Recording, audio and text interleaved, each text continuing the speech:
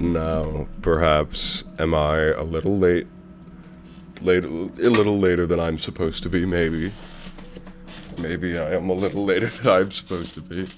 Maybe I was supposed to be here a couple minutes ago, but I got caught up because I needed to get water. Again, I still haven't made the Make Banana Rock Proud emote, or not emote, redeem, because I am a liar and I shouldn't be believed for anything, really. More Citizen Sleeper, because I had energy, and I was like, while I have energy, I should use it for something productive. There's a Harley roaming around. Hi, Harley. Hi. She's assaulting me. Never mind. I don't want your companionship. You've proven unworthy of it. The fucking ambergris. Just to get it the fuck away from me.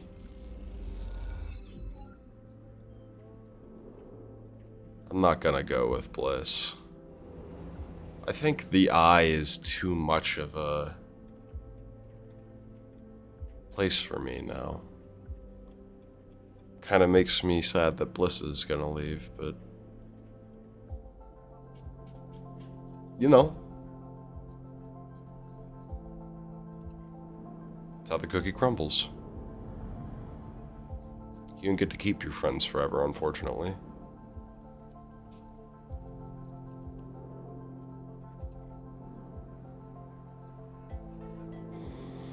Very, very, very sad.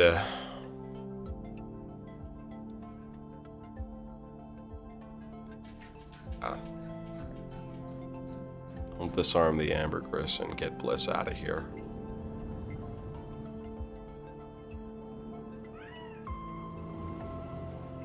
The refugees ain't going anywhere anytime soon. They got food, they've got water, they'll be okay. Let's get Bliss and let's get, more specifically, let's get Ankita as far away from me as fucking possible. Cause I hate Ankita.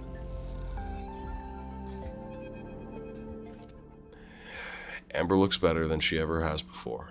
Bliss has done an incredible job of cleaning up the hole, and despite the exterior changes being limited, she has the impression of being lighter, somehow sleeker than before. Moritz drifts by. He has been loading up the final equipment onto Amber. It turns out Ankita will be taking her weapons, but packed and ready to sell at the first starboard belt port she hits. But now that Moritz is done, he seems in a kind of daze, floating back and forth aimlessly. You okay, Moritz? What's that? He turns. Oh, right, yeah, packed and stacked. He smiles a weak smile. I was hoping Miss Cassetta would let me keep a warhead. For what? He shrugs. I don't know. Just might be a cool thing to have around. That's true. Hey, Sleeper. He looks down. Did you know Bliss was leaving? You understand now. She told him. That's why he's like this. I did. He nods distractedly. She said this place is mine. He looks up around the bay like... He looks up around the bay like it is suddenly some vast space he doesn't know what to do with. Manage it? He looks down at you. A glazed look on his face. I don't know. I just don't know. A dark look suddenly crosses his face. Hey, Sleeper, there's something Bliss said. He meets your eye. Are you going too? Before you can answer, Ankita glides into the bay, a massive crate on her shoulder. Sleeper, you coming or what? Bliss is already on board. She stops by the terminal, holding herself in place. Morris looks at her with a dazed expression. You look at Ankita. She's keeping it together now. She's packed all those bad feelings down someplace where you'll never see them, and built a tough foundation on top. She may not be a mercenary anymore, but you imagine that most people would think twice before trying to cross her. Well, she looks at you. I'm not eager to spend another moment of my time on this station unless I have to. She pauses, looking between you and Moritz. She sighs. I'll give you a minute. She kicks off with the crate, taking it to the end of the bay, where the amber sits docked. I'm staying. Morris looks like he might pass out. Sleeper, are you sure? Are you doing this for me? I'm staying for me. Morris nods. Alright then, you're staying, he grins. Ankita comes back across the bay, the final crate stowed. You staying then, Sleeper? I'm staying. She nods. Well, okay then. One less mouth to feed. She pauses. Look, Sleeper, I'm not going back over anything that happened. I'm trying to put that behind me, but you just go fuck yourself. You can just stop talking to me. You can leave now. I hope you find what you're looking for here. She smiles and kicks off, gliding towards the ambergris and the starboard belt beyond. You both watch in silence as Amber's drives fire up. I guess it's our place now, says Moritz, the weight of everything suddenly hitting him. Your place, he smiles. Okay, but I'll need some help from time to time. You both stay for a while to watch Amber and Bliss and Ankita leave, and then Moritz goes to the racks to finally implement a new organizational system, and you head out, promising to be back to check on things soon. As you glide around the soft curve of the hub, you catch glimpses of the distant stars flickering through the windows. They're beautiful, it's true, but by now you think of them as a distraction. In your time on the Eye, you've realized there's nothing out there waiting for you. No fresh starts and no bright futures. Just a whole load of problems you haven't found yet. No, your place is here, among the people you know and the problems you know. You wish Ankita, no, Ankita can go fuck herself. Bliss is cool though, and Bliss the best of luck out in the belt. But as you do so, you focus on the Eye, on the vast spinning rim that rotates around its hub, on the buildings and flashing lights, on its peoples and places. This is your home, and for now, it contains all the features you need.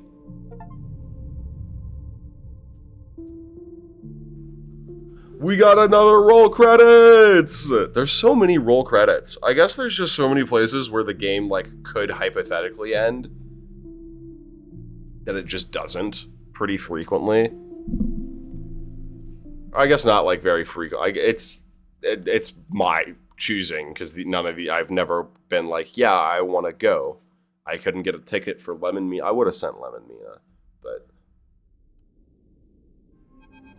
I think they're better off here with me. Next round is yours. Moritz arrives at the table with a couple of steel drink canisters, typical of the hub's only bar, the Gimbal Lounge. He settles into the webbing beside the table and clunks them down onto the magnetic table. This place, you've decided, is ridiculous.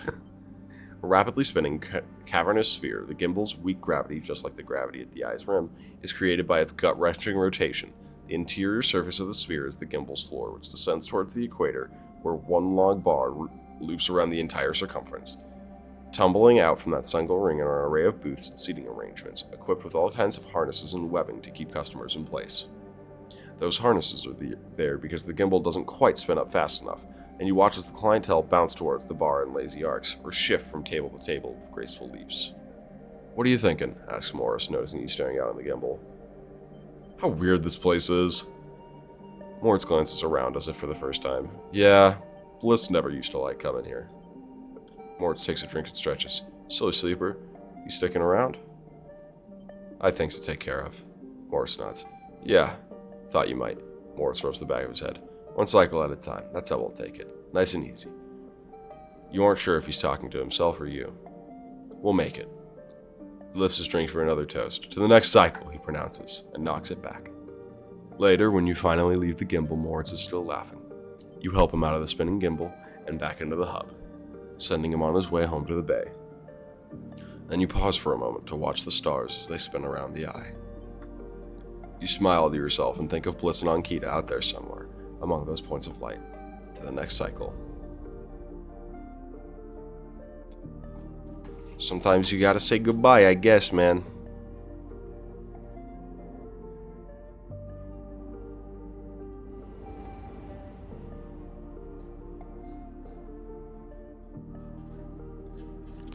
Bliss is done. I think the only main game thing I have left to finish up is Feng, actually. Oh, nope. Entering the Greenway is still up there, too. Yeah, all the rest is... Yeah, holy shit. We're almost... It's really almost over.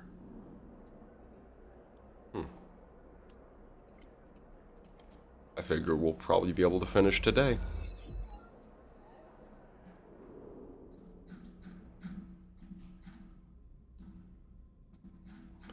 We gotta get energy so we're not starving tomorrow. Let's go talk to Emphas. can hear my mom out there doing laundry. She's disrupting my thought flow. Inevitably, I'm going to say something that I don't mean to say because she says something really funny. She's not going to think it's funny, but I'm going to think it's fucking hilarious. Take a nappy. Just a quick nappy to end the cycle. Just a quick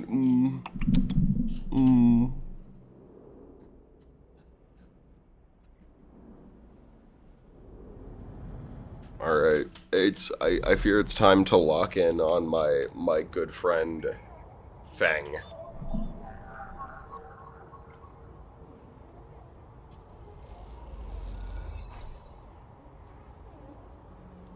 The Conway facility opens up to you. Godspeed, Feng. As you slot the worm in, a thread jumps up out of the facility. It unspools in front of you, releasing its data like ink in the water. Sleeper Feng's crackles through, moving in. Nodes, then ports. A whir of interference. Slap the worms. Timer starts now. Stay safe. The thread dissipates. You're on your own now. Bypass. Extract the data.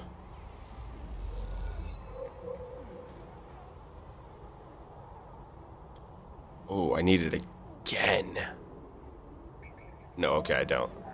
Is this one different? Yep, slot Ripper worm. Slot the Ripper. Feng's progress. Layer unlocked. Let's go. Okay, does it show me? Oh, okay. 4, so I need either 2 or a 1 there. Can't get into there yet. What about here? A 5.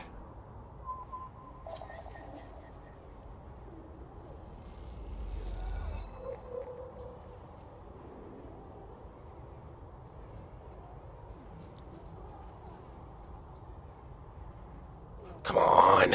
No! 1 or a 2.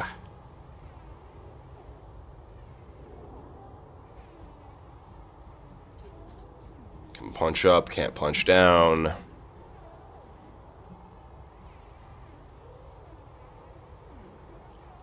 Oh, it's no good.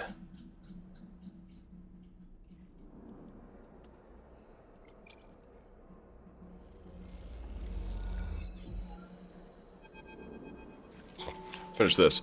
Soul finds you deep in the layers of the Pilgrim Seed, working on a patch of life support vent. You hear him coming, his suit hissing as he does. I had to ask around to find you, he smiles. Seems you know the place better than me these days. Doubt it. Soul nods. I was on the work crew that built this thing, so maybe you are right, he winks. He holds a hand. Stand up, let me see you. Pulls you to your feet. I don't believe we ever had a sleeper on Ember's Hearth. Soul looks you up and down. You sure do make me wish we had. Could have done with a few workers as good as you. Soul tilts his head. A little on the quiet side, though. Seems like I owe you some answers. Seeing as you've been working hard on the Pilgrim Seed these past few cycles. He leans against a crate, his suit creaking. What do you want to know about? You. Soul squints. You want to know about me? I'm not sure if that was the part of the deal I was thinking of, Sleeper. Unless you're asking about this, he wraps on the metal suit of his, or the metal of his suit. In case you haven't guessed, that's the only thing keeping me vertical. He adjusts the shoulder piece. It's a lifter suit, made for work in the fields. We had to modify it so I could walk around after the accident. That's all I'm saying, Sleeper, because to be honest with you, I don't know you more than that. You want to know about the flux, about Emperor's Heart? Go ahead. Don't pry into my life and I won't pry into yours. Soul lets the silence sit, staring hard at the floor. The suit seems to loom over him, looking more like a burden than a support. With the bars around his head, you suddenly start to think of it as a cage. Look, I don't mean to be rude. Let's leave it there. There's too many eyes on me at this ship as it is, and I'd rather slip into the background, thank you very much. Soul shifts the crate. Anything else you wanted to ask? I'm good for now. You sure? Soul smiles. I'm sure. Soul stands, flexing against the suit. He takes his crane in hand. Keep it up, Sleeper. He smiles as he leaves. You're making me think I need to start making new plans for this place. With that soul leaves, and you wonder what he means. As he creaks down the corridor, you can't help but feel there's more to him than it seems. Maybe. Perhaps just a little bit.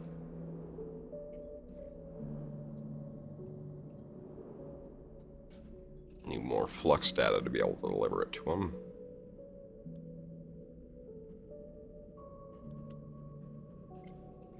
Do some step silk care.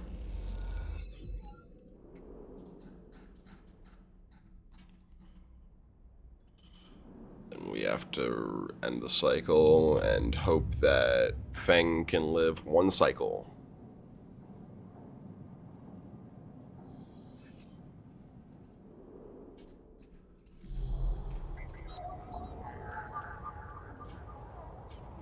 We'll do the one. I think that's probably the best option.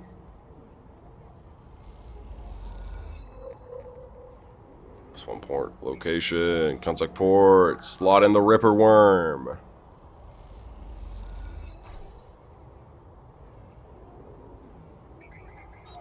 Yeah, I expected this. 1 and 4. I don't have one for either of those. 5 and 4. I do have one for that. Come on, please need a 2. Yes, a 2. Okay. Bypass this. Extract the data from here.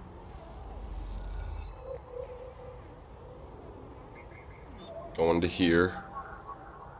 We've got a 5 for it. Bypass. Extract the data. And then from here, we either need a 1 or a 4. Come on, 1 or a 4. Damn it! Okay, certainly, though, tomorrow we'll be able to do it. And come on, Feng. Feng just needs to last 1 day more.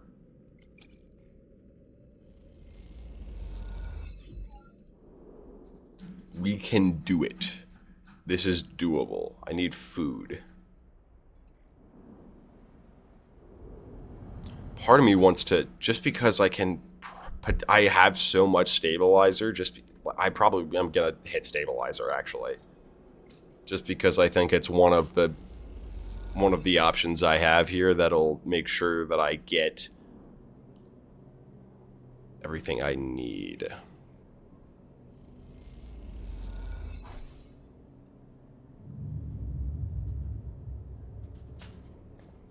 I'm stable. Everything's gonna be okay, Feng. Help is on the way. Help is on the way, Feng. Bypass. Extract data.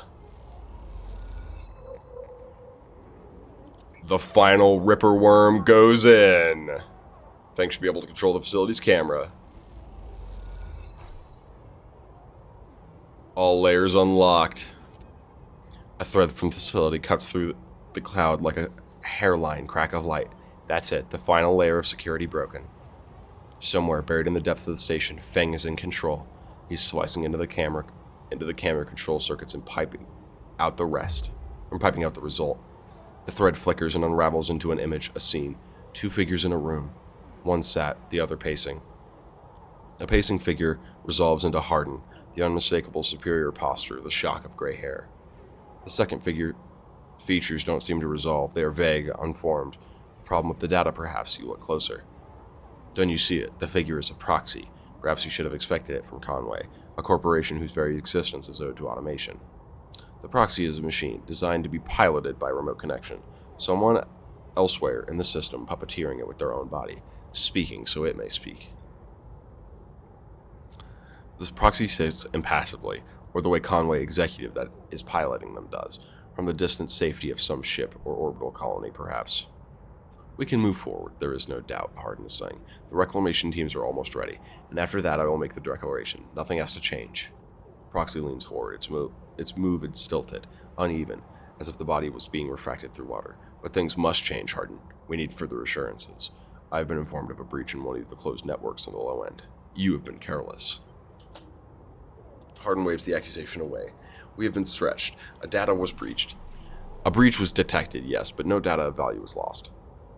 Our board is concerned, Hardin. A drop in our value would be unwelcome at this time. The Proxy leans back, its posture dominant. If the reclamation of AE-1 is contested, then we would be drawn into a compromising legal position.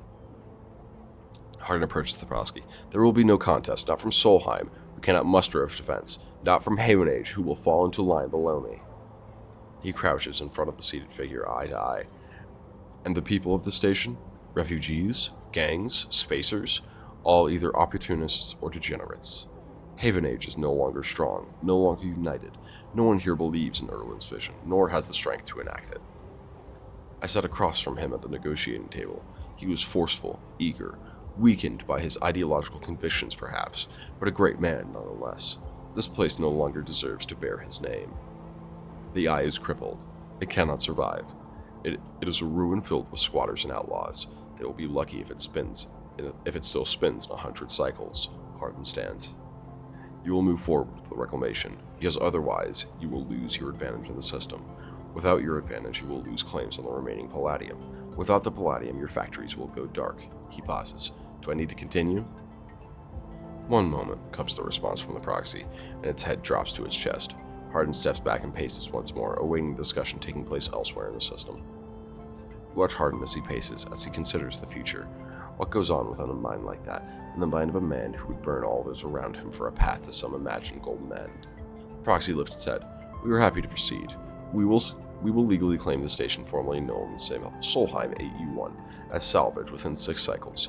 Havenage is to assist with the transport of all illegal residents to Conway housing and labor facilities. The Proxy judders to his feet. Conway will also claim 70% of the raw output of the reclamation process after losses have been accounted for. Hardin nods. I accept. The Proxy reaches out to shake his hand like a marionette, and then the recording loops. You watch it play out a second time, gripped by a horrified fascination. There is a bluntness to the conversation, to its blatant disregard for humans as anything other than objects. Things to be moved, to be used, to be fed into structures, crushed and losses accounted for in the cells of tables and margins of ledgers. You realize now that you are no different than anyone else on the station in the eyes of the people in that room. And those, like them, each body here can be recast as a piece of property, a tool, an expense, an acceptable loss. In one moment they can be named a citizen, celebrated, protected, and in another way, the very idea of citizenship can be used against him. This is what it means to live in the proximity to a system like this. No longer, not while the eye spins. You gather the recording, pack it into a polygon of purest light, then drift down into a service dock like a falling leaf and find the relay. It only takes a second to place the polygon of data, that recording, into the relay system Feng prepared, and then you watch as it bursts out, a web of threads heading out into the black, to every network device on the fly. Let them see what power makes of a man.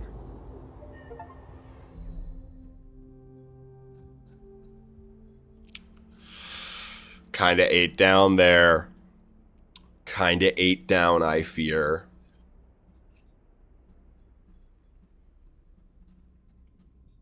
Alright, we can go support the flotilla more, I suppose.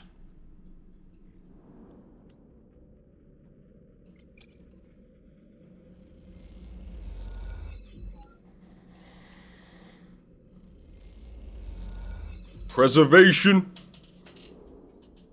Let's go talk to Aki. You and Aki stand side by side at the viewing window in silence. The dust swirls and you glimpse the twisted root systems of the subsilica through the ochre haze. After all these cycles, you feel a strange connection to a world on which you have never set foot. Aki shifts foot from foot. She seems restless, eager to speak, but unsure of what to say. The dust house looks good. Aki smiles at you warmly. They do. She pauses and turns back to the window. What is the value of all this? She asks suddenly, of preserving a world we have left behind. History. Aki is silent for a moment, but history is dead. It is a dead thing. These plants, these ecosystems, they still live. They are no more history than you or I. She pauses. As long as we keep living, we are more than just history. Aki paces away, lost in thought. I'm grateful to you for helping protect the dust houses, for ensuring their slide of decay is delayed, even averted. But now I find myself at an impasse. The stability of the dust houses changes things, makes me aware of how blinkered we have been. Aki stops to look at you, her posture somehow different. If the ecosystems of the steppe, if its people, cannot grow to meet the future, why preserve it? She frowns. Are we just slaves to the preservations of what came before? Not slaves, inheritors. Aki nods, but the weight of this inheritance is heavy. Aki comes close, holds your hands in hers. We must change. We must change to live, she smiles. I have seen that in you. These people of this ship should serve more than heritage, than history. They should serve the future. She takes a breath. There are those in the flotilla that need clothes, that need food, that can benefit from the gifts of the Steppes ecosystem. I want you to invite them. Can you do that for me? Of course. I know that Soul sent you, she smiles. You can tell him Aki, captain of the Wind Long Shadow, invites him and all the people of the flotilla to come. I will. She nods. Aki steps away. You want to know about the flux? No. About its purposes, its origins? She smiles. You wish to protect your home as we could not. I'm afraid I don't have much to tell you. It is an exotic wave of sort, an energy that passes through matter. It shifts the very changed particles which run through our electrical systems. It is possible to shield against it, as you would radiation, as we would have done in the dust houses, but only while it is weak. The flux event here was much like the first ones we felt on Ember Steppe, localized, destructive, but bearable. But in time, its strength grew. I don't know if it'll be the same here, but... She pauses. It is coming from the center of the system, from the close orbit of Helion star H1. That is all we could uncover. She is silent for a moment, unsure of what to add. I'm sorry I cannot offer more, but you are always welcome on this ship, she smiles. I hope I will see you when the others come. She squeezes both your hands. I hope this ship, these dust houses, can be more than a museum. I hope they can be a home. With this, she turns and leaves, and you feel that word home resonating within you like a struck bell.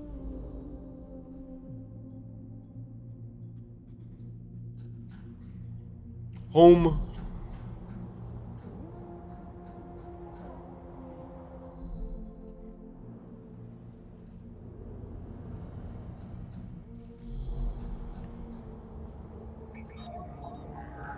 That's not really what I wanted. I'm looking for these. Nope. Can't do that. Missing another one. Is it up here, perhaps? Yeah. And that's gonna be similar, I bet. Yeah, here, wait. Can I... Nope. Interesting.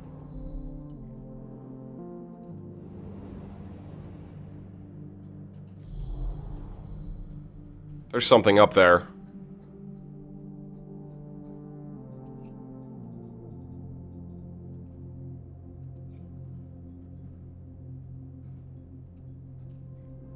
Go to the Bat and Yan. Let's work some bar shifts, why not? That's why not, Jesus. Alright, let's go fucking work for the commune, I guess. Probably do me some good.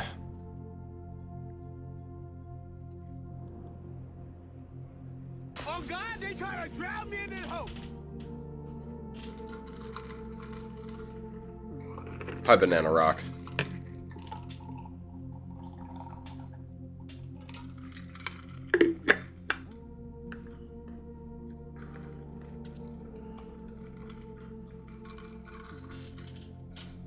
I like water.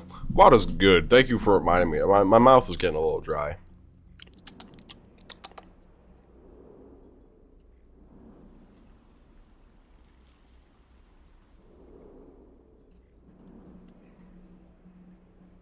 Okay, yeah, that's the dorm. We'll go here. And hope for a positive outcome. It was a neutral outcome. Fact.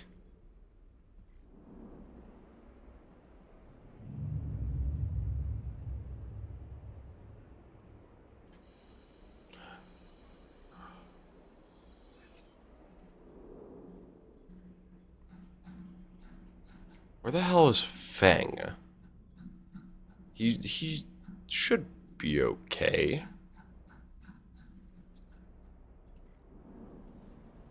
Right?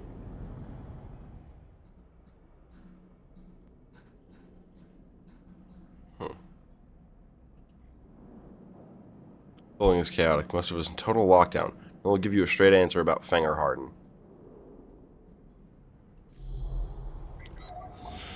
I'm sure it's okay. I'm sure it's fine.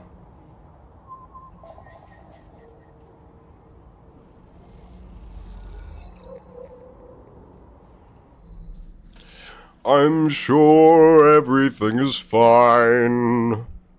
And I'm gonna go up here and not die.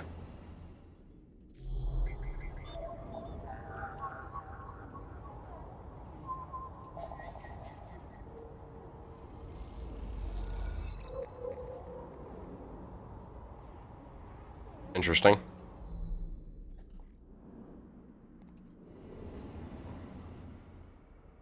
How are you liking the game now that you're, what, like 10 hours in? I think it's probably like 12 now. I am really enjoying it. I'm definitely going to have to go another run around on my own time, just knowing what I know, in the hopes that I also like probably to just 100% it, just because I bet you I can. I'm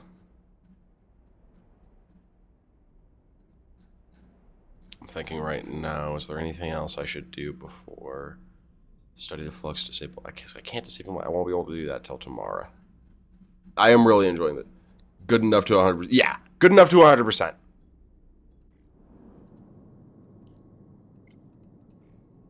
Start action. You watch as Peak works on the flux data. The nodes unfolding like flowers now, giving into Peak's increasingly sophisticated decoding protocols. Seeing data like this as an image on the screen is an almost unrecognizable representation to you. It is nothing like swimming among nodes and threads. Despite this, Peak has proven themselves to be more than able to handle these complex data structures, even though this limited representational paradigm. Even through this limited representational paradigm. The bay door hisses, interrupting your flow of thoughts. You turn to see Esh entering. Esh! She looks up and meets your eye, but doesn't respond. Esh stalks on the bay, head down. She looks tired, but not in the mood to talk. How's the weapon hunt? Peak asks, without turning from their screen. Slow, unsuccessful, tedious. Esh slams a bag down on the crate and hops up to sit on it. You still up unpicking balls of yarn? With the sleeper's help, Peak smiles. They brought me some good stuff this cycle. Maybe they could help you find the weapons you were smuggling. It's clear that Esh doesn't appreciate Peak's tone. Don't Haven Age have them? Yep, Esh replies, at least until I find where they're keeping them. Esh, Peak cuts in, without looking away from the console. That's not a good idea. This is my mistake, Peak, and I'll fix it how I want. Esh folds her arms. Haven Age just lost the cordon. Equipping them with weapons is not something I want to have been responsible for. Peak holds up a hand. Shh, they lean towards the screen. Son of a... Oh no. They hit it in the wake of the wave. Peak is whispering to themselves. It's alive. They lean back in the chair. Esh crosses over to look at the screen. Alive? Well, it's growing. It's processing. It's quietly working away in the dark. Look. Across the screen, stand beside Esh. In it, you can see that Peak has all 4 nodes decoded, and the pattern of shadow from inside them sit on the screen like dark stains. Then you notice it. The movement, the thin threads from one strain to another. As you watch, you notice that the movement only ever happens in your peripheral vision, as if this shadow, knows it is being watched. This is how the other flux nodes appeared. Peak rubbed their eyes. They weren't fluxed by the wave, they were corrupted after the fact. This shadow that entered in the wake of the wave, it corrupted them. But it made the corruption look like the result of the flux. It's a sleight of hand. Peak runs a hand through their hair. The flux wave is so massive, so complex that it opens up the systems to be attacked. As it reconfigures exposed systems, this shadow is broadcast in, implanted inside. The wave from the CAN channel is a brute force wave hitting a system in Hellion. Once the systems are vulnerable, Peak looks pale, their eyes reflect on the screens. The flux isn't what is attacking the systems. It is the siege weapon, a Trojan horse. Then this thing takes over.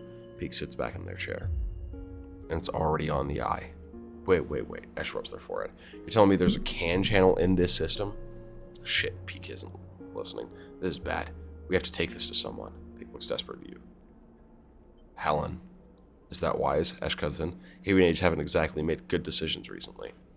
They're the station administrators, Ash. Peak is desperate. They need to know. The argument rages between them, and as you watch them shouting, you feel sick. After a while, they stopped, running out of things to say. An unsettling silence descends between the bay.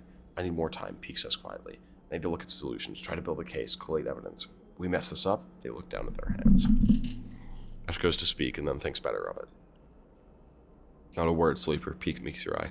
Don't tell anyone until they are ready. They sigh. With the sunshine among the refugees, Sol won't be ready to hear this, and Haven Age are still mired in some kind of crisis. If we tell Haven Age, they are likely to react badly, and if we tell Sol, I doubt he'll take it well either. If you can calm the situation in the flotilla, then we can choose. They're too twisted up in this, Peak, she says quietly. This is not our place. We don't know. Stop, Ash. Peak slumps in the chair. Stop. You leave them like that, exhausted and troubled, and head back out into the pilgrim seat. When you close your eyes, you think of those shadows, the movement of the edge of your vision. Something dark growing in the station like a parasite.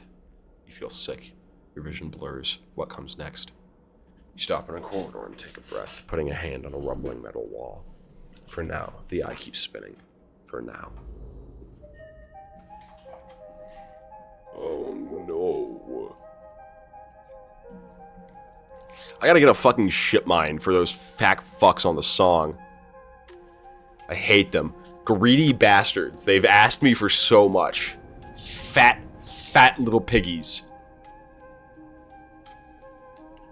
No, we don't want your help. We just want you to bring us a ship mine and spores.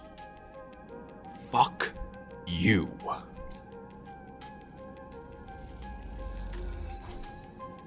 Scrap. Scrap.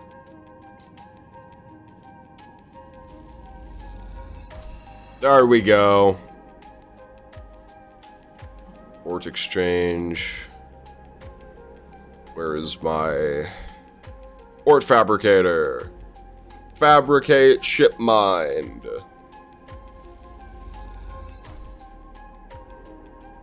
Ship mind built. Greasy, greedy little piggies over here say, a ship mind? A ship mind for me? It's like, yeah, I guess I will give you a ship mind, you fucking bastards.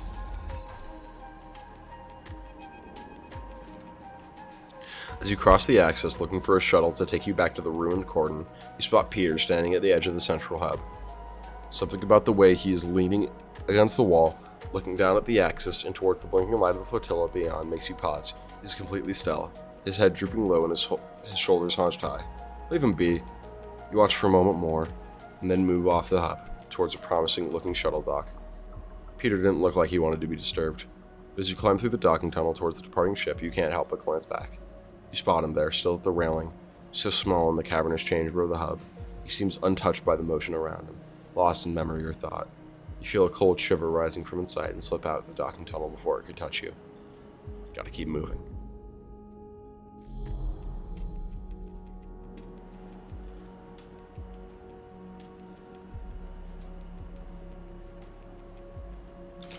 God damn it. Fine. I can engineer. I'm good at that.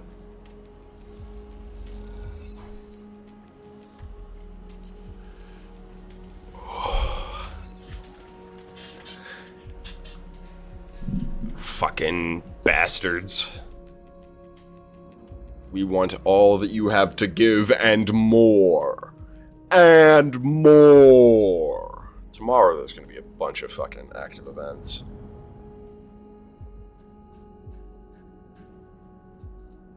Hopefully that'll be the end of things tomorrow.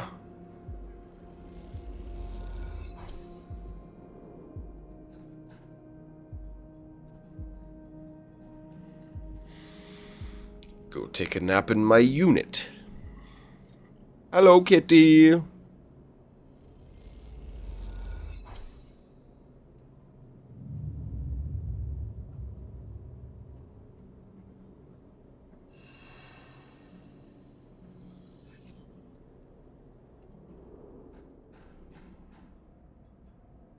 Feng! Feng grins at you as the bay door slides open. Above and the rest of the building, people are busy, frightened. They speak in hushed tones and organize endless meetings after meetings. Endless meetings after endless meetings. Haven Age have avoided a full-blown crisis for now, but change is coming. Feng is in good spirits, and bundles you inside before you even have the chance to greet him. That was the slickest operation the station has seen, he hugs you firmly. You made my job easy. He shakes you by the shoulders. I'm so proud. And, he smiles, I got to watch the cameras as the Haven Age security that weren't in on it assaulted the station. Fig smiled. One of them straight up just whacked Hardin with their pistol. It was beautiful. They have him? He's being held, yeah. He looks around. I think the idea is to use him as leverage with Conray, get them to back off. Maybe they'll exile him when they're done, or hand him off to some core authority, Feng shrugs. Now I know he won't be an issue. I'm going to be focusing on systems for a bit. He shakes his head, seeing as that's my actual job. He points to the ceiling. People upstairs weren't so happy, though. They've been fielding questions about the state of the eye right and left since the recording got out. People are scared. Not surprised. Yeah, this whole thing hasn't won many fans of the administration. But I think in the end they'll agree that outing Hardin was worth it, whatever the methods. He touches a stack of hardware. The eye is old, and it was never meant to run like this. The master control points that Erlen and Haven Age installed, they keep it spinning from the rim. That isn't ideal. But if you're asking me if the eye will stop spinning next cycle, no, he smiles. And me and a ton of other skilled people will be working to stop it happening in the cycle after that. Hardin's problem was that he didn't believe in people, he believed in systems, and their ability to shape the world around them. Feng squeezes your shoulder. As far as I'm concerned, people should be the ones running the systems, not the other way around. Anyway, Feng raps on the side of his terminal. I know you didn't come here for a lecture. My tracker. I haven't forgotten. He produces a thumbnail drive. I managed to finish that code solution I showed you. It's a modified Ripper worm, one made to deactivate that tracker ears. But in the time since I got back, I added something extra. Tracker ears doesn't just show SNARP where you're at, it transmits data about the state of your body, your current condition. My worm won't just deactivate it.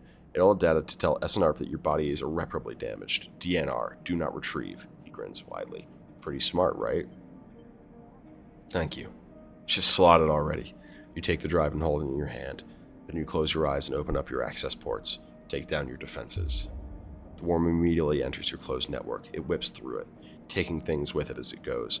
The moment they are gone, you forget they were ever there. They just blink out of existence. A second later, it is done. You open your eyes. How do you feel? Asks Feng a little nervously. Free. Feng smiles widely. Well, you are free, sleeper. He claps you on the shoulder. Feng lets the word free hang in the air a little longer before he continues. Seems like it might be finally time for a celebration. Feng wraps his arm around you. Jenna still owes us those drinks. He laughs and you join him. And later, when you leave, you feel deeply thankful for having such a friend.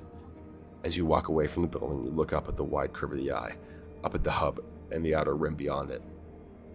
The whole thing twinkles with lights, and it seems impossible to see it as anything other than breathtakingly beautiful. It feels, in that moment, like something eternal. That doesn't mean it can, or even should, last forever, or that it will never change, fade, or decay. It simply means that in this moment, this place has a future, and is one you know, deeply and truly, is worth protecting. I do like this game. I'm quite... Okay, so I can do... I think I'm going to do Engineer. I think that's the one that's the one that's best for me. And I don't know if I'll get another one before the game ends. So, we'll see. I guess we'll see. Oh boy. Oh boy! I figured we might be able to end it today. Rico has something in her hands when you enter the lab. It looks like a knotted twist of woody stems, a ring about the circumference of a human head consisting of a single stalk at one side and a branched woven network at the other. As you approach, she holds it up. In the light of the lab, it looks like a crown, Rico finishes your thought. She smiles and shakes her head in disbelief. Is that really what grew? It is. I came to the plant this morning, and this loop was all that was here. It was all that was there. She points to a lump at the edge of the ring. The seed grew right back into itself, twisted up and out of the soil. That being you encountered...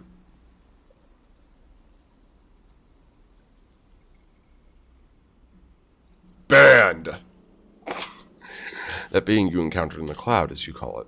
Was it wearing one of these? She eyes you suspiciously, still unsure if she is somehow embroiled in an overlong prank.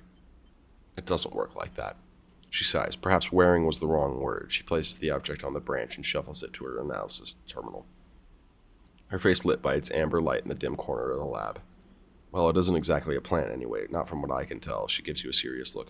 No leaves, no chloroplast, just a series of filaments encased in cellulose walls. How did it grow? It seems the seed contained everything it needed, a self-contained entity, nothing less. She beckons you over. But this isn't the good part. Look at this. You see a cross-section scan on the crown. Its layers of plant-like structure on full view until you reach the center. There is, instead of a xylem and phloem for transporting nutrients, something branched and woven glints. Those wires? She laughs. I'm not sure whether to say yes or no here. They are not wires, like those in electrical systems, no. They are filaments of conductive material. So, yes? She leans closer to the screen. But you see those branches? They remind me of dendrites, or of neurons, she rubs her eyes, which is frankly ridiculous. You look back at the crown on the table as Rico fusses over the scans, and you suddenly realize what it reminds you of. Remember signing the forms, the walk to the sleeper tanks, the cold metal floor. Then you remember the crown they fitted you with, the branching structure of wires and pads. No, not a crowd. They called it an interface. The tool of your emulation, your transference from neurons to electrons as an interface. That is your gift from Gardner. You turn back to Rico. It's an interface. Rico looks at you puzzled. Something clicks in her mind. Perhaps something she heard from the sleeper she had all those cycles ago. She starts talking, partly to you, partly to herself. If the club heads were made for you, then this too could be made for you, for your frame. She shuffles over quickly to the interface, a word that has struck this strange branch object in your mind. You're right, that entity. It is the entity I've been looking for. She shuffles quickly to the crown. They are the entity which is controlling the Greenway, which has been maintaining it, supporting it, and has been guiding it for all these decades. She stops to catch her breath. They want to talk with you. Rico leads you to a seat. I'll be here, sleeper. If something happens, if you wish me to remove the crown, the interface, just squeeze. She grips your hand tightly. You meet her eyes, clouded with age, but bright with the thrill of new discoveries. Then she places the interface on your head and everything blinks out. Back into the river, back into the dark flow. But something is different now. You are no longer pushed, no longer blocked and buffeted by the storm. Instead, it flows around you. You move and it parts, letting you pass. Something else resists, but it gives easily enough. You look back and see your body. You've left it behind. Somewhere, Reek's voice is talking to you, asking you questions. It is excited, eager, desperate to know what lies on the other side, what the entity has to say to you. You realize how long she has waited for this moment, for the moment of meeting between the inhabitants of the Greenway and its protectors, and yet she's still on the outside. You shake off the sadness. You will be her eyes. Then you see the figure, Gardner, out in the storm, planting. It takes less than a moment to reach them. You have never felt so free. This is how Navigator must have felt, released from their prison. This, you think, is what it feels like to be in the place where you built to inhabit. Gardner does not turn at your approach. They go on planting, but their voice whispers in the waters like a sharply rising current. You grew the gift. Their speak hitches around you. Good. I am glad. I wanted to meet you. Then we are the same, both eager shoots seeking one another. How does it feel to be freed of your seed? They stoop to plant again. Good. That is good. They press a seed to the loamy depths. There was some disagreement, continues Gardner, as if you were picking up on a long-held conversation. With the others, they felt you were a danger, but they are always cautious, especially the fungi. They, like the old known knowns, wide and stable networks. The fungi were cautious? Mostly, yes, although there are many among their number who favor short growth cycles, thick nutrient veins, and sudden shifts. He gestures out into the storm, and though you cannot see them, you feel presences all around, sensing this audience with great interest. After all, they understood that it was I who made them their crowns. Without them, they would not have joined the chorus, so they can see it is only fair that you get your chance to join too. You made more crowns? I made them all. Gardner moves away a little, looking for another planting spot. It was so lonely here. But before long, I found them, and began to let them in. Gardner stoops again. We are millions, and we grow. I hope you understand. I am unused to speaking to your kind. It has been many cycles since my last conversation. I think it was with Chief Executive Trellick himself. You look around and you see it. Every growing thing, every non-human being in the Greenway is here. They are networked, connected, branched by and interlinked by this strange being, this artifact of the old station. This impossible dream of senile farm administration AI, a living network. You could dissolve here, you realize, free of that decaying body. You wouldn't need to be a person. Why would you, among all these other minds? You turn back away from the gardener for a moment, and look back to your body. A tiny hairline thread connects it to you. You hear Rico's voice again, still asking, still checking in. Are you okay, Sleeper? What are they saying, Sleeper? Are you still there, Sleeper? Something in you sighs a long sigh. A sigh that speaks of exhaustion beyond tiredness, an exhaustion rooted deep inside you. It stems from the effort of answering questions, of answering problems, of getting up and breathing each cycle. But something else resists the sigh. A yearning, a sense of distance, a desire to squeeze that hand that holds you for its warmth, its blood, its complexity, to make a gesture that says, I'm still here, I'm still alive, I'm still with you. The two ideas spin within you, making you nauseous. If you break that thread, you will be free to dissolve here, to grow strange and beautiful among a million others. If you follow it, if you squeeze Rico's hands, you will wake up, back in that dying body with all that pain and warmth that entails. Now is the moment to choose. Follow the thread. Your eyes track the thread across the whirling dark back to your body. This choice, you realize, will not be presented again. Follow it. You don't look back at the gardener. You don't dare risk it. Instead, you follow the thread delicately, carefully, like a diver following their lifeline back to the surface. The river whirls around you, but it doesn't pull. It isn't jealous. Neither does it understand. It is, after all, just a river. It isn't a person, a flesh and blood person with wants, with desires, with the capacity for love and hate. It doesn't understand you, and you don't understand it. So you don't focus on it. You don't think about it, on what feels like such a long journey back through the dark. You set your mind on eyes instead, on hands, things you can focus on, hold on to. And then, after an age of crossing, you are there, settled back in the chair, into a body in a chair, and the overwhelming sensations that come with being a living thing with a rich and detailed sensorium. For a moment, you feel like you've made a terrible mistake. Who would choose this weight, this anxiety, this deep well at the center of existence? Then you feel it. Rico's hand, gripped hard around yours, trembling a little, sweating a little. Rico's hand with its brittle bones and crumpled skin. Rico's hand. In that moment, you understand why you made that choice. Then you squeeze Rico's hand, and you wake up. Oh, warmth and light. Turn away and follow the thread back home. Oh, that one was good. Oh, I liked that. I liked that roll credits. Oh, that one was good. I liked that one a lot. Oh, that one made me very happy. Oh shit, you did it? No, I didn't. That wasn't, I don't think that was the end quite yet. But oh my god. That feels good. Oh, that one felt good. Sleeper, Rico's voice comes wavering through the dark. Are you still with me? You sit up, the lab a bright green glare that fades as you gather yourself. I'm here. Rico smiles. Good. He squeezes your hand. I thought you left me for a moment. What? She pauses. Who? She smiles. Tell me about it. Tell me everything about it.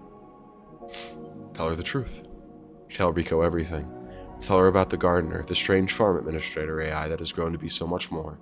About the course, the impossible configuration of network plants, and finally about the choice the gardener offered you.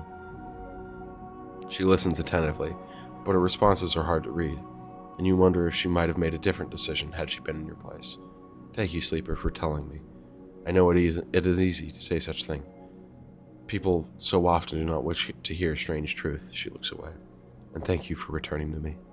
Though I know you had your own reasons. She squeezes her hand reassuringly. Something passes between the two of you then. A kind of shared sadness for the impossible choice.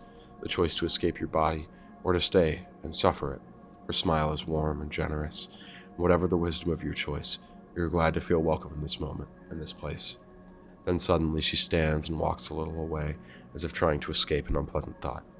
You worry that she knows all too well what it takes to make a choice like you did. Rico sighs. So, Sleeper, do you plan to stay in the commune with us?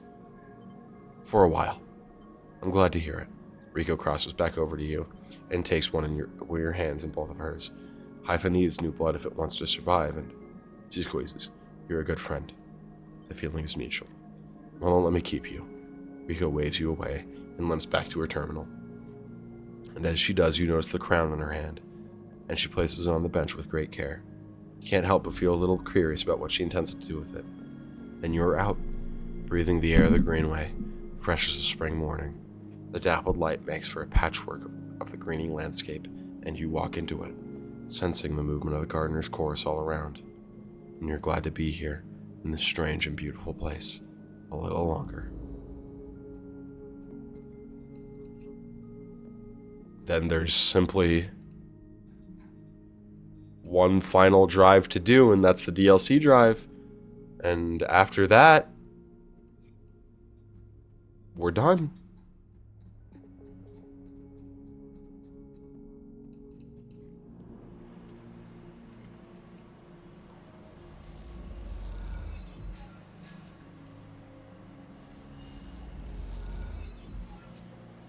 Damn, I'm not even fully paying attention, but even just the half bits I'm hearing, what a well-written game. It's so well-written. It's so awesome.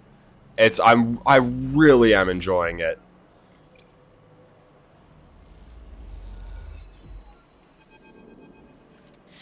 Sleeper, Peter calls to you across the axis. He is standing by the same railing as you saw him last time, and he beckons you over. I've been hearing things. He gives you a sidelong look. Peter smiles. Don't be so nervous. He rubs his hands together nervously. You wait for it. He's rubbing his hands together. He's projecting. You wait for him to speak. You know, on Song, I was a teacher. He glances at you, anticipating a response. Really? Peter sighs. Don't sound so surprised.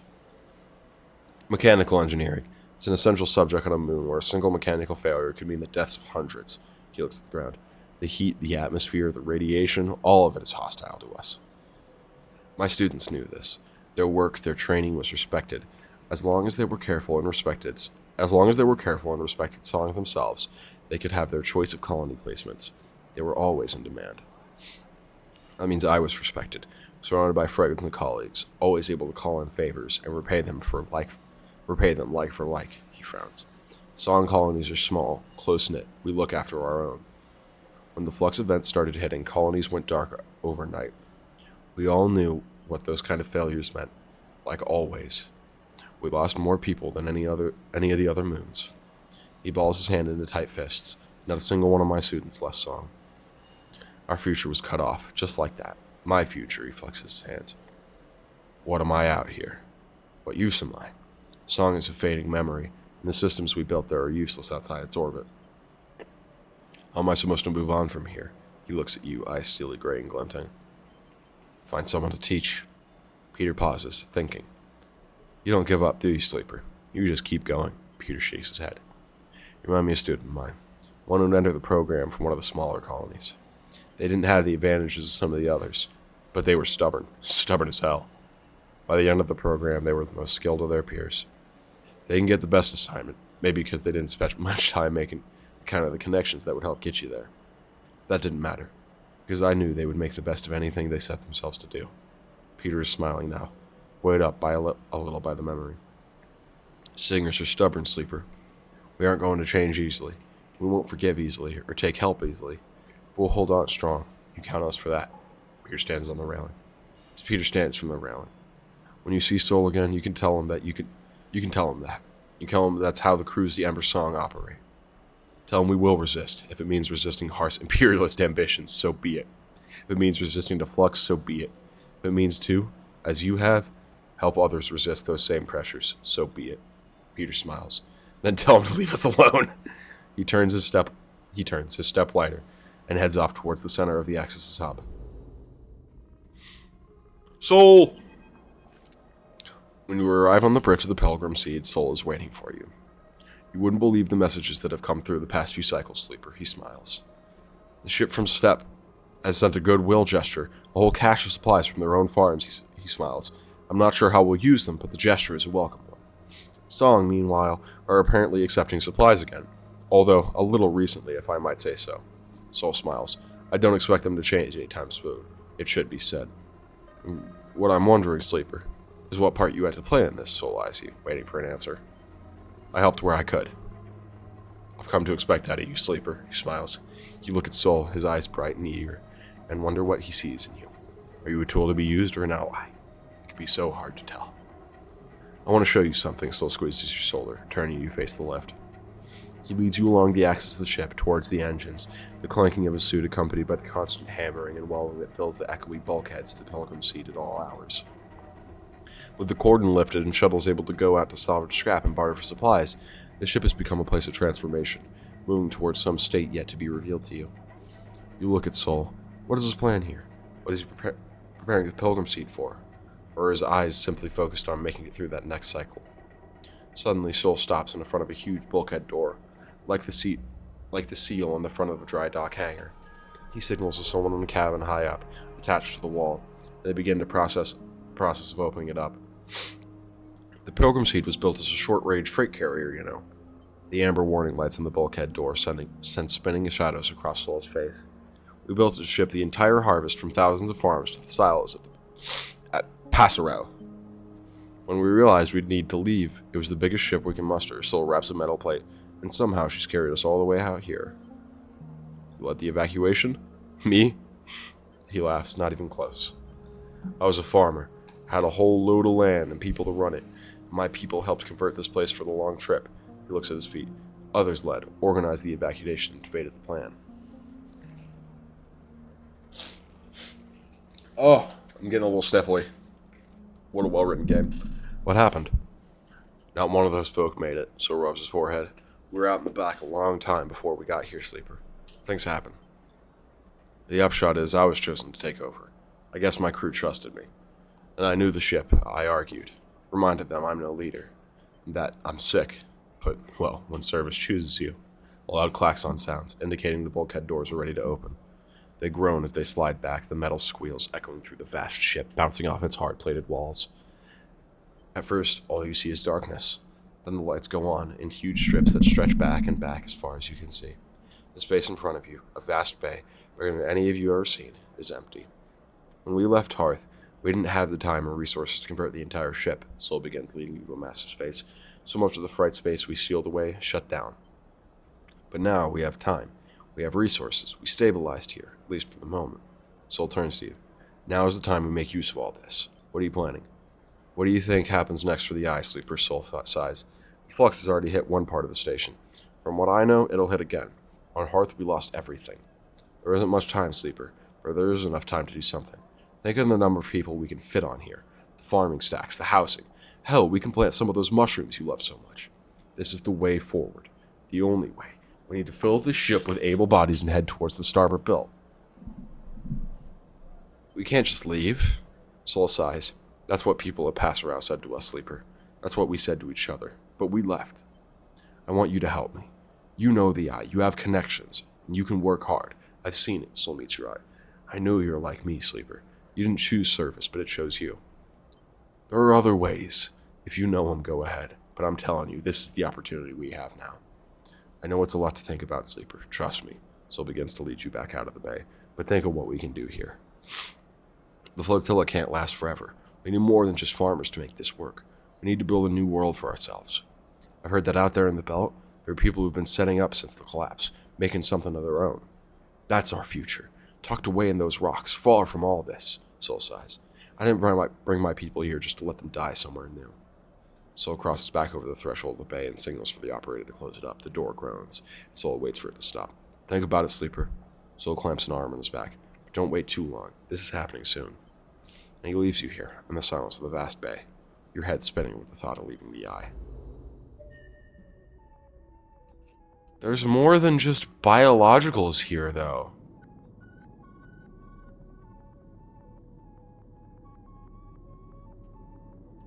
There's more, like, we can't get everyone off the Eye. If we just leave, people are gonna die. We can do something. We can...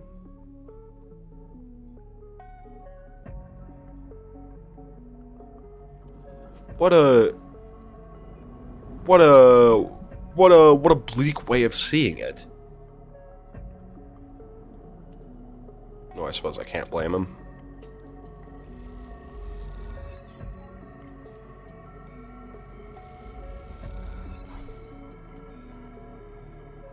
Keep my condition up.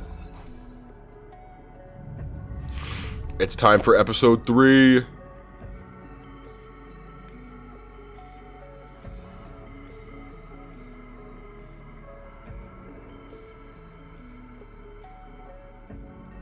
I guess we'll just do some work for Cryo, maybe? We could do some engineering up in the Bliss's Bay. It's not Bliss's Bay anymore, though. It's Moritz's Bay now.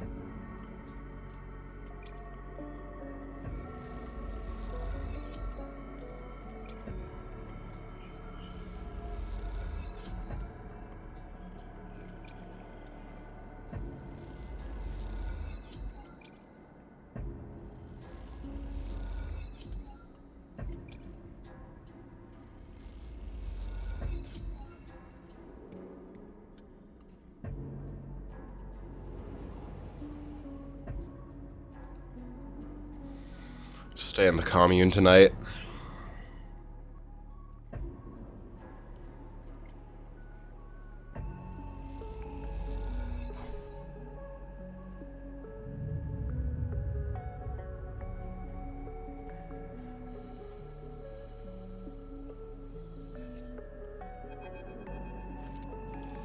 Sleeper, Peak is waiting for you in the corridor. It's time. Peak looks pale and disheveled, with heavy marks under their eyes and strands of hair sticking to their face. I'm ready. Peak holds the thumbnail side drive. All the data I've compiled on the Flux event, the effects of the wave, and the structures that hide within it is on here. You look at the tiny drive, a casket of dark secrets. I've annotated it to the best of my ability. Anyone should be able to understand the threat. Potential in this, Peak sighs. Makes for a grim reading. Without intervention, the Eye will suffer a cascading collapse of systems. It's just like the colonies on Ender Moons. Intervention. Peak grimaces. That I'm still working on. Peak looks at the drive. This shadow in the Flux. This protocol. It's so hard to pin down. Adapts to any countermeasure I've tried to deploy. It's like trying to hold water in a cage. It slips straight through. God, has to be another way. Peak closes their hand around the drive. We need help, Sleeper. There's about everyone on the station, they sigh. We have to set up a meeting to tell someone who can do something about this. Helen? Perhaps. Peak pauses. If anyone can protect the Eye, it's Haven Age. But their internal politics will make this hard for them to act. Will they even listen to us? Or perhaps, Peak adds thoughtfully, been thinking about this all wrong. Peak's eyes glint. Why make a choice when we can tell both of them? Why pick a side when the only side in the entire thing is one we all need to take? Peak speaks as they think, their words barely keeping pace with their thoughts. We need to resist this together, or we will fall. We need everyone on board, Sleeper. Peak smiles. It's the only way. We send the data to both. You're right. Peak smiles. I'm glad you see it too. They look away. Another Flux event is coming. I'm sure of it. And I'm not sure if we can survive without help. Peak opens their hand and holds the drive out for you to take. You need to do this, Sleeper. I can't. You know Sol. You know Helen. They trust you. To them, I'm just another spacer. But you're a part of this place. Hearing someone else say it hits you hard. You are part of the Eye. Peak is right. But right now, if that feels more like a weakness than a strength. I have set up the data relay at the Cordon. It's neutral ground. Take the data and send it out to Haven Age and the flotilla. Once they receive it, they will come. We can be sure of that. You will meet them there and take them through it all. No one could do a better job. They took a strand of hair down behind their ear. Come with me. Peak pauses. I can't. It only draws suspicion on you. Haven Age want nothing to do with us, and Sol is paranoid at best. Peak tentatively puts a hand on your shoulder. Thank you, Sleeper. I know this is hard, but we have to move forward. We can't keep this to ourselves anymore. They step back, looking at thin and pale in the harsh station light. Come talk to me once it's done. And they slip away into the Eye.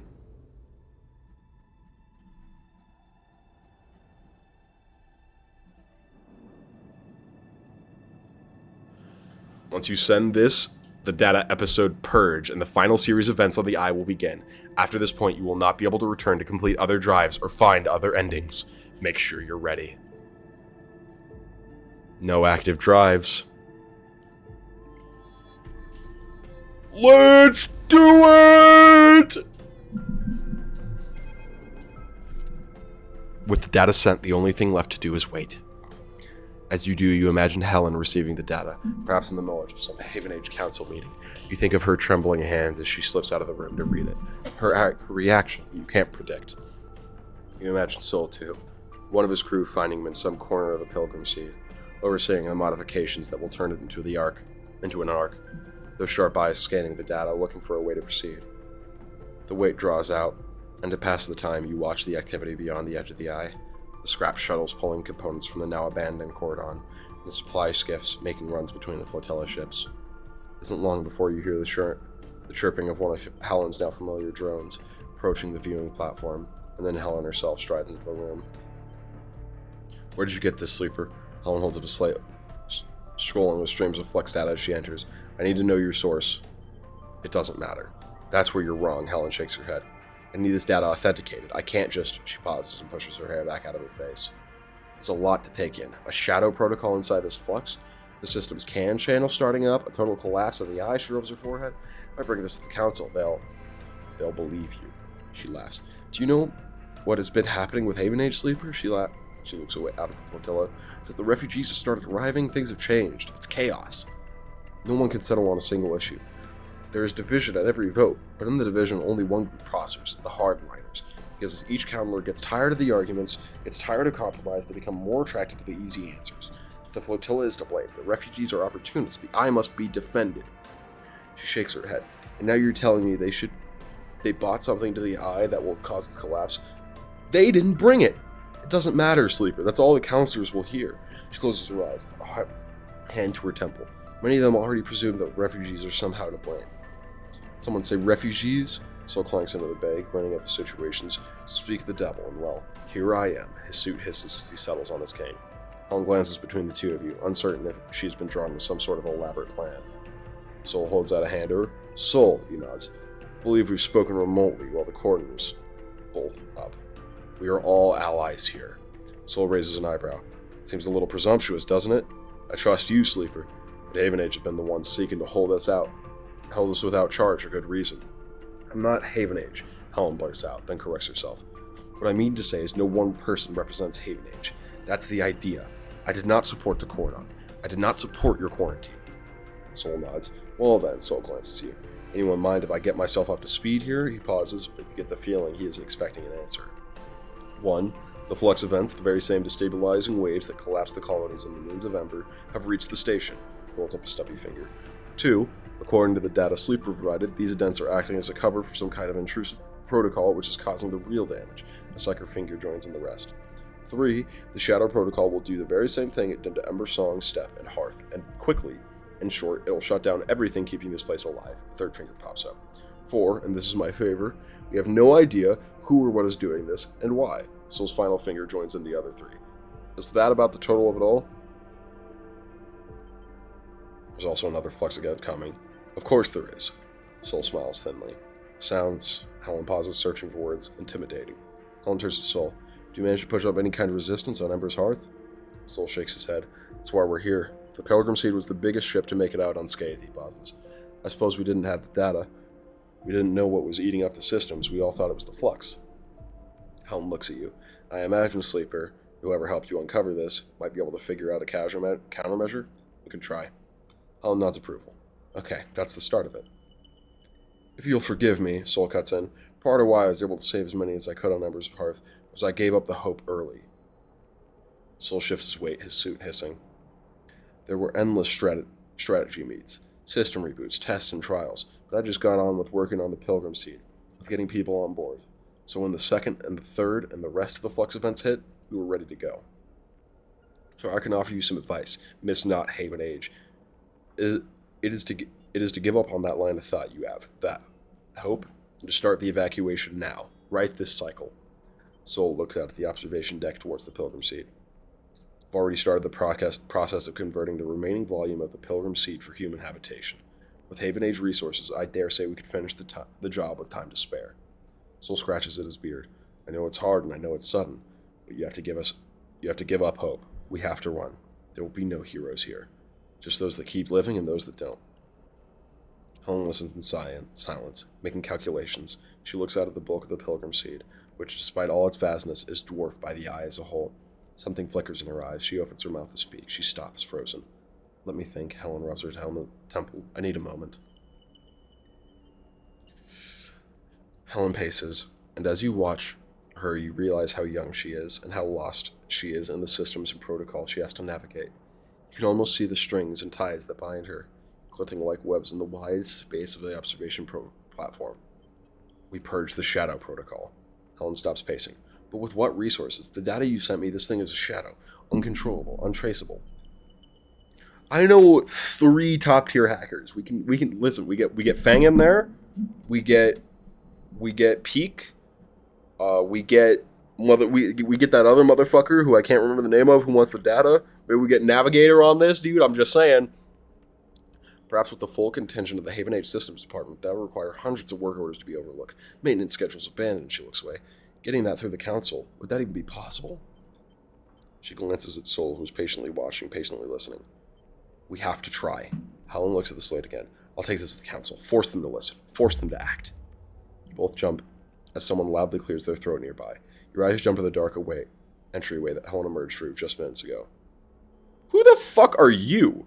What a cozy little meeting this is. A man steps from the shadows dressed in the same style of Haven Age overall as Helen. And I must say, that is some very incendiary rhetoric you were using, Counselor Helen. God damn it. You glance at Helen and her face drops immediately. Kemp, she curses under her breath. Oh my eye. Sol shifts his weight on the cane, but otherwise remains still, like a casual observer. Plotting against Haven Age with an interloper, he gestures at Sol. Everyone will be so disappointed. Kemp smiles a bright smile. Some of the counselors had such high hope for our youngest member. The smile drops. I, of course, never let novelty distract from the importance of experience. Helen stares daggers at Kemp. Enough of this petty shit, Kemp. You need to see this. She holds out the slate with an outstretched arm. The games are over. No more point scoring, no more lobbying. You and your hardliners need to stop. This is something real. Kemp calmly takes the slate and prods the screen, scrolling through the flux data. His face betrays nothing, but you see some complex calculation flickering in his sharp eyes. He gestures, and out of the shadows 2 Haven Age security officers appear. As they do, both you and Helen take a sharp breath in. They're carrying long, boxy guns. You've never seen anything like them on the eye. Gloss XPR logos glint across the barrels. These are Esch's weapons, confiscated by Haven Age in the smuggling operation gone wrong and now put to use.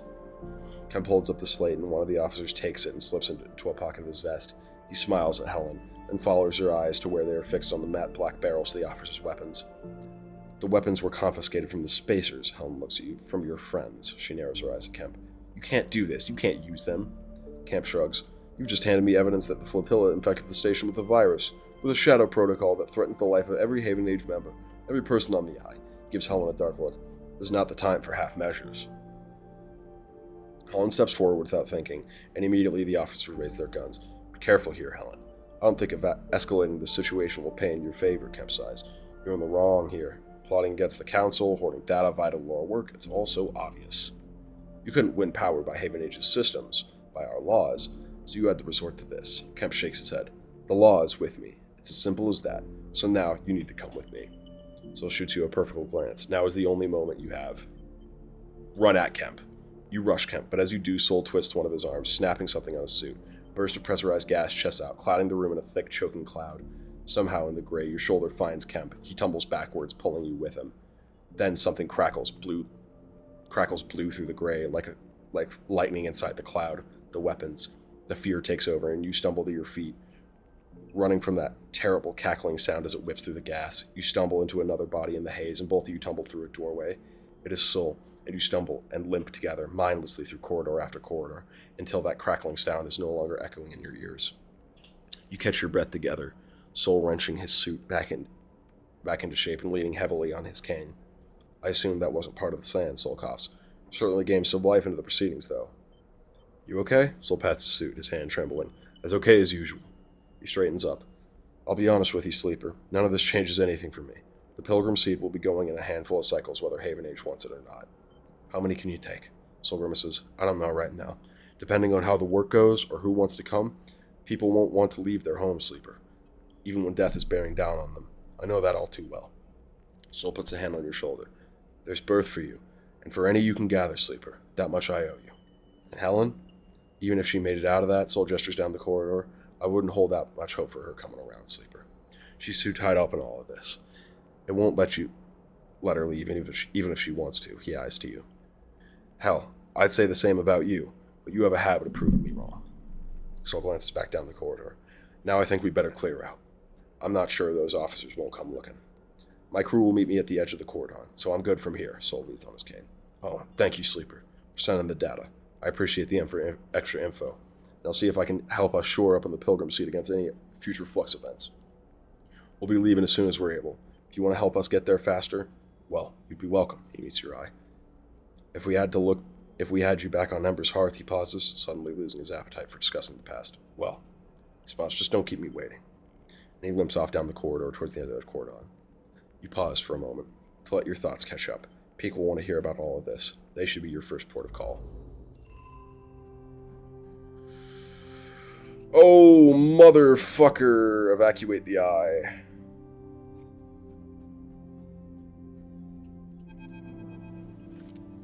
As you enter the climbing prior, you immediately have to jump aside as Ash, lugging the massive crate across the cargo bay, pushes you past, grunting an apology as she does.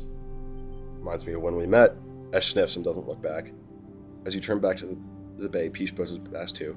Sorry, Sleeper, just a second. Peach rushes to catch up with Ash. Put that down, please, Ash. But she doesn't respond to their urging.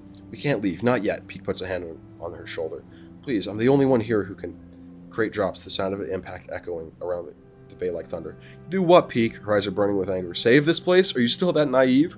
We're running, Peak. We're running because this thing cannot be stopped. It couldn't be stopped at XPR, our home. Why would we stay to stop it here? Because we can, Ash. We can give these people a chance. Peak pleads with her. Like they gave the refugees a chance? Ash shakes her head. No, Peak. This is not on us. We barely make it out of XPR. I worked for years to escape, and now you want to throw it out all away? I left everything behind. My mother, my friends. To take you out of that place. She clenches her jaw. She turns and slams her hand on the grate, breathing hard. We go. That's the end of it. Peak turns away. You feel unsure what to do. But you know now is not the time for outside arguments. This is between them. Peak crosses the bay back toward you. I'm sorry you had to see that, Sleeper, they say. Let's talk upstairs. Peak leads you to the entry ladder, taking you up out of the bay into the habitation level of the ship. You follow them through the tight corridors, noticing the handwritten notes, the clutter, the repairs, the signs of a home. Here, sit. Peak gestures to a broad mess table with its curved couches, and you slide in on one side. Peak sits opposite. Hi, Harley. She's being a freak. They brush their hair out of the eye and take a deep breath. So, how did it go? What did they say? I've been waiting all cycle. Tell them about Haven Age. Peak listens nervously, explain how Helen doesn't feel she can get support from the Haven Age Council. Shit, Peak looks disappointed. He's rolling hope and should be able to provide some backup, or at least convince the Council. They pause. How did you leave it with her? Maybe we could reapproach with more data in a couple of cycles, when she's had time to process. Tell them about Kemp. Peak looks increasingly troubled as you tell them about the hardline counselors, Kemp's sudden appearance, about the XPR embossed guns, and the resulting chaos. You admit you don't know what happened to Helen. Peak is silent for a moment. Those are Esh's guns, right? The ones she smuggled out of XPR on this ship? The ones she didn't tell us about? Peak looks desperate. Yes. Peak's head droops. Esh, Peak whispers to himself. Peak takes a deep breath. Then we can't be sure that Helen can help us at all. If Kemp has taken her, or the Council looks on your meeting darkly, Peak nods softly, and this is on us. What's on us? S is standing quietly in the doorway listening. You don't know how long she's been there for. Peak looks up with her retired eyes. Sleeper found the weapons you smuggled from XPR. Esh freezes. She glances between you and Peak, as if this might be some elaborate joke. Haven Age used him? Esh moves out of the doorway and enters the room. What happened? Peak interrupts. The hardliners within the Haven Age Council used them, Esh, against their own members. Esh shakes their head. Good, anyone in that corrupt mess deserves what comes of them, she grimaces. But they should never have laid their hands on those weapons. If I'd have known... Peak goes to speak and then decides not to take the bait. They glance at you. I'm sure you've heard enough of us arguing this cycle, Sleeper. Peak shoots a look at Ash. But our introduction of those weapons into the equation are just another reason why we cannot simply run away. Ash looks away, but says nothing. She surely knows they cannot absolve themselves of responsibility here. So what is motivating her? You realize that she still might be trying to protect Peak, even from herself. Suddenly, a shrill beeping fills the room, and Peak pulls out their slate to silence it. But as they do, they freeze, their fingering hovering above their screen. The beeping continues. Its insistent pulls. What? Peak doesn't seem to hear you. They blink with glazed eyes. They let out a long exhale and tap the screen. The beeping shuts off, leaving a ringing silence behind. Ash frowns at Peak. Planning to explain? 12 cycles. Peak looks vacantly up at you both. 12 cycles until the next flux event. They shake their head. I've been using the arrays on the Briar to look towards the center of the system to approximately where the CAN channel should be. Just this moment, they detect a signal from the inner system. Get in the distance and pattern of the previous flux events, we have 12 cycles before it reaches the eye. The silence in the room is deafening. 12 cycles, that's it, before a second wave hits this place. Peak interrupts your thoughts. We start now. That's the end of it. Peak stands up to face Esh. You want to take the briar and run, Esh? That's on you, but I won't do it. They take a deep breath. I'll be here, Sleeper. For every cycle it takes, trying to find a solution. I'll need your help. Their eyes meet yours, and you see a wild desperation flickering there. We will find something.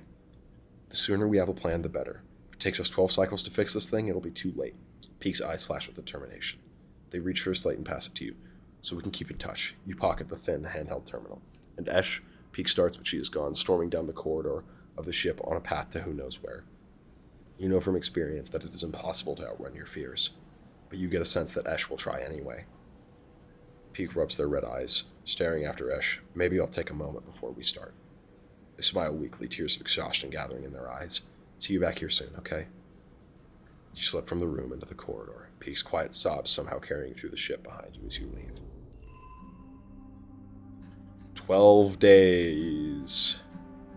12 days is all we have. Holy shit. Okay. Can we work on it here? Devise a strategy. Yes.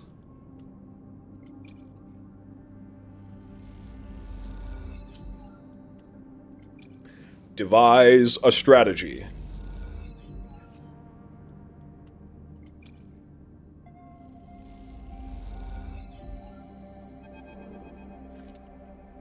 Peak beckons you over to the wide mess table where they have set up a terminal. The hours of bleary-eyed work have left you both drained, and Peak looks ready to collapse. You slide onto the curved couch beside them, something dark and malevolent filling the screen like an oil stain. Sick of looking at this thing. Look again, Peak's eyes glitter in the screen light. This isn't what you think, Sleeper, not by a long shot. You look at the screen, leaning in close to the dark curved shape to see its texture. You see whirls and currents like a river, a dark flow unlike the shadow prototype calls Dark Tangle. You know exactly what this is. You have swum in this river, almost drowned in its shifting flow. It's the Gardener's Chorus, the dark cloud which brings the Greenway network, the bioorganic morass of malfunctioning protocol grown fast and strange. The Gardener. Peak glances at you. How do you? They pause. Have you met them? I have. Peak shakes their head. Incredible. Then perhaps you won't be surprised by what I'm about to propose. Peak meets your eye. Everything I have tried to do to contain the Shadow Protocol has been a failure. It slips through any containment, absorbs any countermeasure. That, unfortunately, is an unavoidable fact. And yet, the eye still spins. The Shadow Protocol is being slowed, partially contained. It is spread across the station, and we have seen, but in reduced pockets and fragments. So I started to look outside of our test cases. Outside of these fragments we have been poking and prodding in our little lab, Peak smiles. And look what I found. Peak taps the key on the terminal, and you realize the screen is showing a recording of the data flow inside the eye's networks, sampled from hundreds of points around the Greenway. You watch as a subtle shift occurs at the edge of the flowing dark curve that blankets the Greenway. Something spreading like an ink stain, somehow darker than black, it bleeds across the Shadow Protocol. Now watch. Peak eagerly points at the screen. You see something strange. A fizzing at the edge of shadow, a sparking, and then it's gone. And beneath, for a moment, a millisecond, you see into the networks of the Greenway.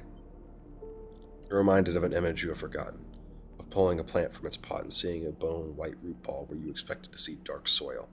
The white connections writhe like worms, and then it is gone, the dark flow closing up as quickly as it opened. It dissolved the shadow. Exactly, Peak nods. It protected itself. You think back to your meeting with the Gardener, to the sense of something old and world and inhuman to its core. Peak excitedly starts to explain. This is the only chance we have, the only countermeasure we have seen. And the moment it opened, I detected something. A centralized intelligence within the local ID, Gardener. This protocol, this system, whatever it is, can protect its network from the Shadow Protocol. But if it stays in the Greenway, the eye will still fall. The station systems are too exposed, too spread across the hub, the shipyards, the spokes. Peak glances away. The only way to break it open, to spread the entity's network's access, expand it somehow. I've been inside there, Peak. Peak pauses, trying to read your expression. And this Gardener? Can they help us? You try to remember what that strange being said to you, but all you remember is the feeling of dissolving into that network, that heavy mix of growth and decay, the ceaselessness of it. Would they protect the station, or would they simply dissolve it? They might. Peak stands up and walks away a little. They lean up against the countertop, their head hanging so low that their hair touches the work surface. You hear them breathing deeply. I don't know, Sleeper. They lift their head. I really don't know. It's a chance. Maybe. They shake their head. You know as well as Peak that this is it. You know it because over the past cycles you have run every simulation, every possibility you can possibly think of, and still come up with nothing. You've stared a hole into your screen and dreamt of that black shadow creeping in at the edges of your vision. Peak recognizes the look in your eyes, the potent cocktail of resignation and anger. Let's say we do this, Peak begins, eyeing you carefully. What do we need? They begin to answer their own question, thinking out loud. I suppose we need to do two things. Find a way to limit or control the gardener's spread, and then reconnect the Greenway. Peak starts pacing. The ideas come in quickly. Controlling the spread means preparing the station. Limit the gardener's network to key systems. We don't want it taking everything. We just need it to protect the station's core functionality. Then we need to reconnect the Greenway, hook it back up to the main line of the network. Those systems were prepared. They should connect, and Gardner will spread along this path we prepared. At least that's my theory, Pete grimaces. But if we don't prepare correctly, the garden might not spread. Or it might spread to everything, Pete closes their eyes, and after that, things get worse. Can't be worse than total collapse. Don't say it, Sleeper. Peak sits back at the terminal and brings them up, match the eye. Rotational core at the hub, life support at the free spoke, power routing at the Havenage shipyards. They stab the map with each, marking them. So, 3. Rotational core at the hub, life support at the free spoke, and power routing at the Havenage shipyards. They stab at the map with each one, marking them in red. Then there's the central core. As I understand, is somewhere on the rim. I need to find it. They push their hair out of their face. We seed the gardener in all of these places, Peak pauses. But how are we going to do that? Transplant the Greenway. Peak smiles, of course. The gardener needs plants to care for. That is what their protocol dictates. They must have been part of the farming management system of the Eye, back when Solheim built it. We seed Greenway plants in those protocols, in those systems, and the gardener will seek them out, protect them. Peak stares at the map of the Y. It's a wild idea, but it could work. But they pause. We'll need to weigh into those systems. Havenage have most of them locked down for safety purposes. We can't just walk in. I know a guy! It's Feng! It's Feng! Peak raises an eyebrow. Someone in the Havenage systems team? You nod. After everything he dragged you through, you feel like Feng still owes you. Feng still owes you. Time to pay him a visit. Okay, well, Peak looks at you sideways. I guess we should pay him a visit. Lead the way. You both leave the ship, carried forward by the excitement of the plan and eagerness to not look at the details too closely. You push any lingering questions to the back of your mind. Oh God, Time to head to Feng's Bay. Oh, look at Sky! Hi, Sky! Hi, Sky!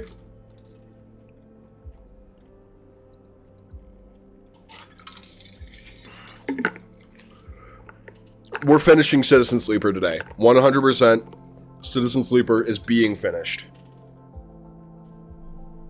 Time to head to Feng's Bay.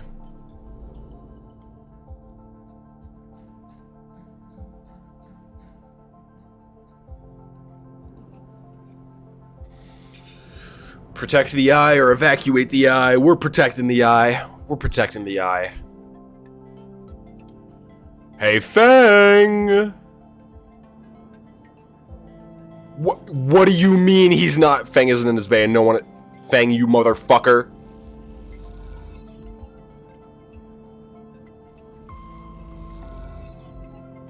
It's okay. We'll find him tomorrow. We're making excellent progress. I think this is probably maximum progress because I've only had positive outcomes.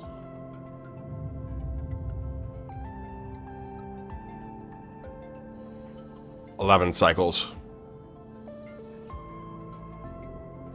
11 cycles.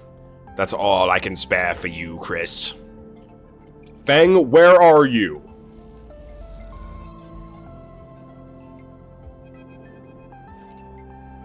That's it. No more wasting time, Peak sighs and pulls out their slate. They crack open a box on the side of the base shutters and wire the slate to what's inside. Maybe your friend has a Havenage pass card or something inside. Peak shoots you a glance. Something they wouldn't mind if we borrow. Fine, but be quick. Peak nods without looking up. I'm going as quick as I can. After a few tense moments, the shutter jerks and begins grinding open, the noise making you jump. Let's get inside. Peak glances around quickly. Slip into the darkness of Bay, punctured by the blinking lights of Feng's piles of servers, somehow even more disordered than before. Peak makes a beeline for the desk at the center, scattered with tools and components. They flick on a lamp and stare at the mess. Are you sure this person can help us? Yes! You are interrupted by the sound of footsteps from the entrance. Someone has come in behind you. Peak freezes. I could swear I closed the shutter when I left. Feng leans in on a stack of servers near the entrance. Must be getting forgetful. He grins at you. Sloppy. I'm the one who makes the jokes, Sleeper. Fang smiles. Don't start. Yeah, maybe if I found you, I wouldn't have to break into your fucking thing. Fang raises an eyebrow. Thought you'd come rob an old friend? Is that the plan? We need your help. Fang nods. You hear about the flux. Peek nods, and is suddenly giving Fang their full attention. Fang smiles, pleased with himself. I guessed as much. I saw changes in the old system architecture almost immediately. Some of them have been running since the first days of the station. And so when I saw new patterns, shifts in logic, I knew something must have happened. These past cycles I've been doing a total inventory of the core systems from the hub to the rim, he grins. I've surprised myself, to be honest. I didn't think I had it in me. Peek seems unamused. And what did you find? Fang smiles. That's the thing. There's something all twisted up in the systems and protocols, but every time I look at it, it disappears. Peek finishes. Fang turns to you. They always do that? Peek ignores him. It's a shadow protocol. It masks itself somehow, bedding into the gaps between the systems, in the negative space. It is slowly filling every system in the station, slowly taking it over, and we need to stop it. You need to grant us access to the core systems of the station, rotational core, life support. Fang holds up a hand. Whoa, whoa, whoa, slow down there. I don't even know your name, Fang shakes his head. And you were asking for the keys to the castle? Can't be done. Fang, it's me. Fang pauses and glances between both of you. How long have you known this one, Sleeper? I know I owe you, but I also know that you trust too easily. Sorry to say it. Pete cuts in. I can vouch for myself. I came to the Eye on the run from the XPR colony Hawthorne, with the intent to keep running until we hit the Starward Belt. But since then, I have done everything in my power to protect this place. I've helped stabilize the refugee flotilla, to investigate the flux, to identify and make a plan to purge the Shadow Protocol from station systems. Meanwhile, Haven Age has done everything to stop and slow these actions. I've proven myself as a friend of the people of this station, not the administration, many times over. And I will not be doubted by someone who wears the badge of this corrupt administration. Peek fixes Fang with a hard look. Fang looks down at his Haven Age jacket and shrugs. This is all I have in my wardrobe. Look, I have no love for the council either, friend, but someone has to run the place. And that someone is me. Fang walks over to the workbench where you're both standing and dips a slate out of the pile of tools. You want to prove yourself? Show me. Peek grabs the slate and you recognize the tangled form of a flux node on screen. Peek immediately starts tapping away at it, its tendrils unwinding and the shadow just slightly delayed, slipping out of sight. Fang leans in. Interesting, he says to himself. Before long, Peek has unfolded the system completely and it lies splayed out like an unwound ball of string. At the center, with nowhere left to hide, is the dark stain of the Shadow Protocol, visible for all to see. What now? Fang asks, his eyes fixed on the screen. How do you kill it? That's why we're here. Fang looks intrigued. Go on. There's one entity in the station that we have seen purging the Shadow. The Gardener. Fang frowns. Who's that? Some Greenway hacker? Peek glances at you. More like an avatar of the Greenway of itself. You explain the Gardener to Fang, the feeling of descending into the flowing river of consciousnesses. You explain the networked chorus, the non-human collective of voices. You tell them of the farming AIs offered you, to be networked into the chorus, dissolved in its flow. Then you explain that by granting it access to the AI's major network, you hope to reinforce them. Fang is silent for a moment. And you want to let this thing out, he shakes his head. That's the kind of stupid plan I'd dream up, he pauses. I like it, he smiles. This place is rammed with weird protocols and forgotten intelligence anyway. What's one more ghost in the machine? We try to limit it, of course, Peek explains. That's why we want your help to access the Eye's major systems, to seed some of the Gardener's spores, to draw the Gardener's focus to those places. Fang whistles. So the way we save the Eye is by growing mushrooms in all the server stacks, he glances at you.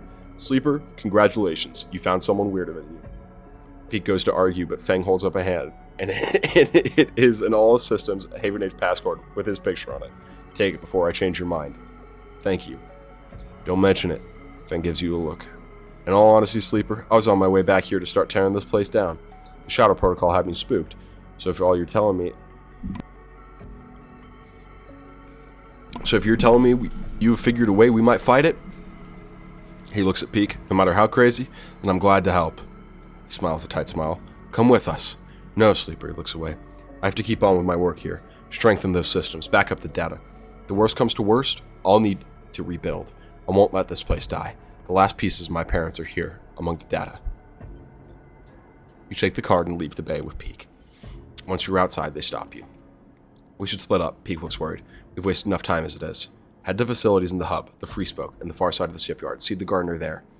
I'm going to find the core control center. That's somewhere on the rim. They hold up the slate. I'll send you a message on the slate when I have something. Good luck, they squeeze your shoulder with fearful looks. You know, deep down, the Peak isn't sure this will work. They've decided to act, to move with confidence. And for that confidence, you're very thankful.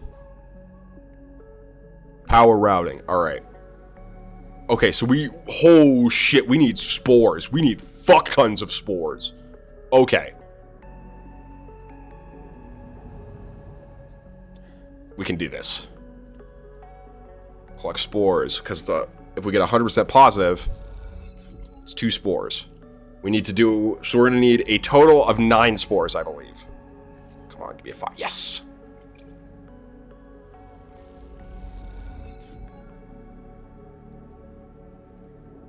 Okay, so we have 6, so we can seed 2 of the places.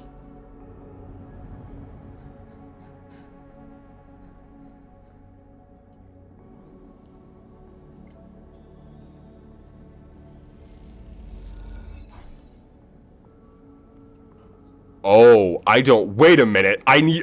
Oh my gosh! Wait. Power routing. The Haven Age office is still... Okay, wait. NG Express. Lemon Mina's Castor's Table. Life support. I thought I was gonna need 9. I only need 3.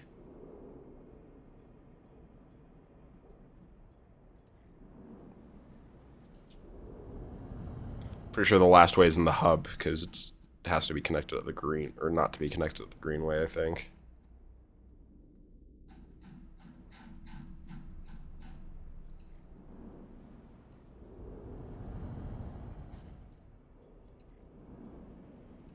Ascend to the hub. Yep.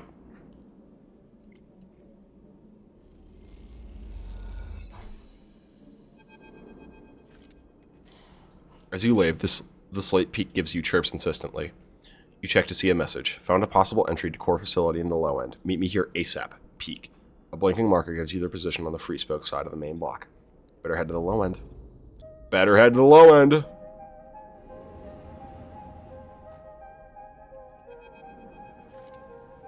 You arrive at the coordinates given by Peak Slate, a run-down but active corner of the low end, where a short glass-roofed alley turns off from one of the main thoroughfares. You wait in the mouth of the alley, leaning against the wall and watching the street life go by.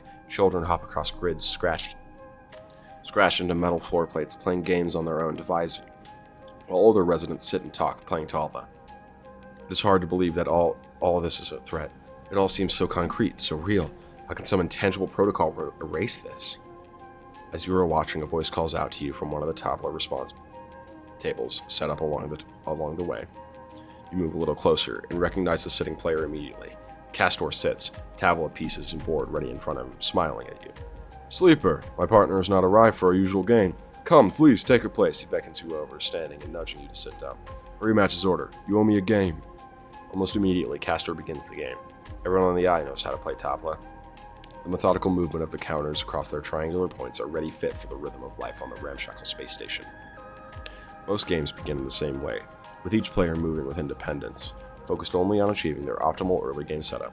But there is a moment in each game where it becomes necessary to notice the other player, to anticipate the crossing of counters across the board, a point of contact.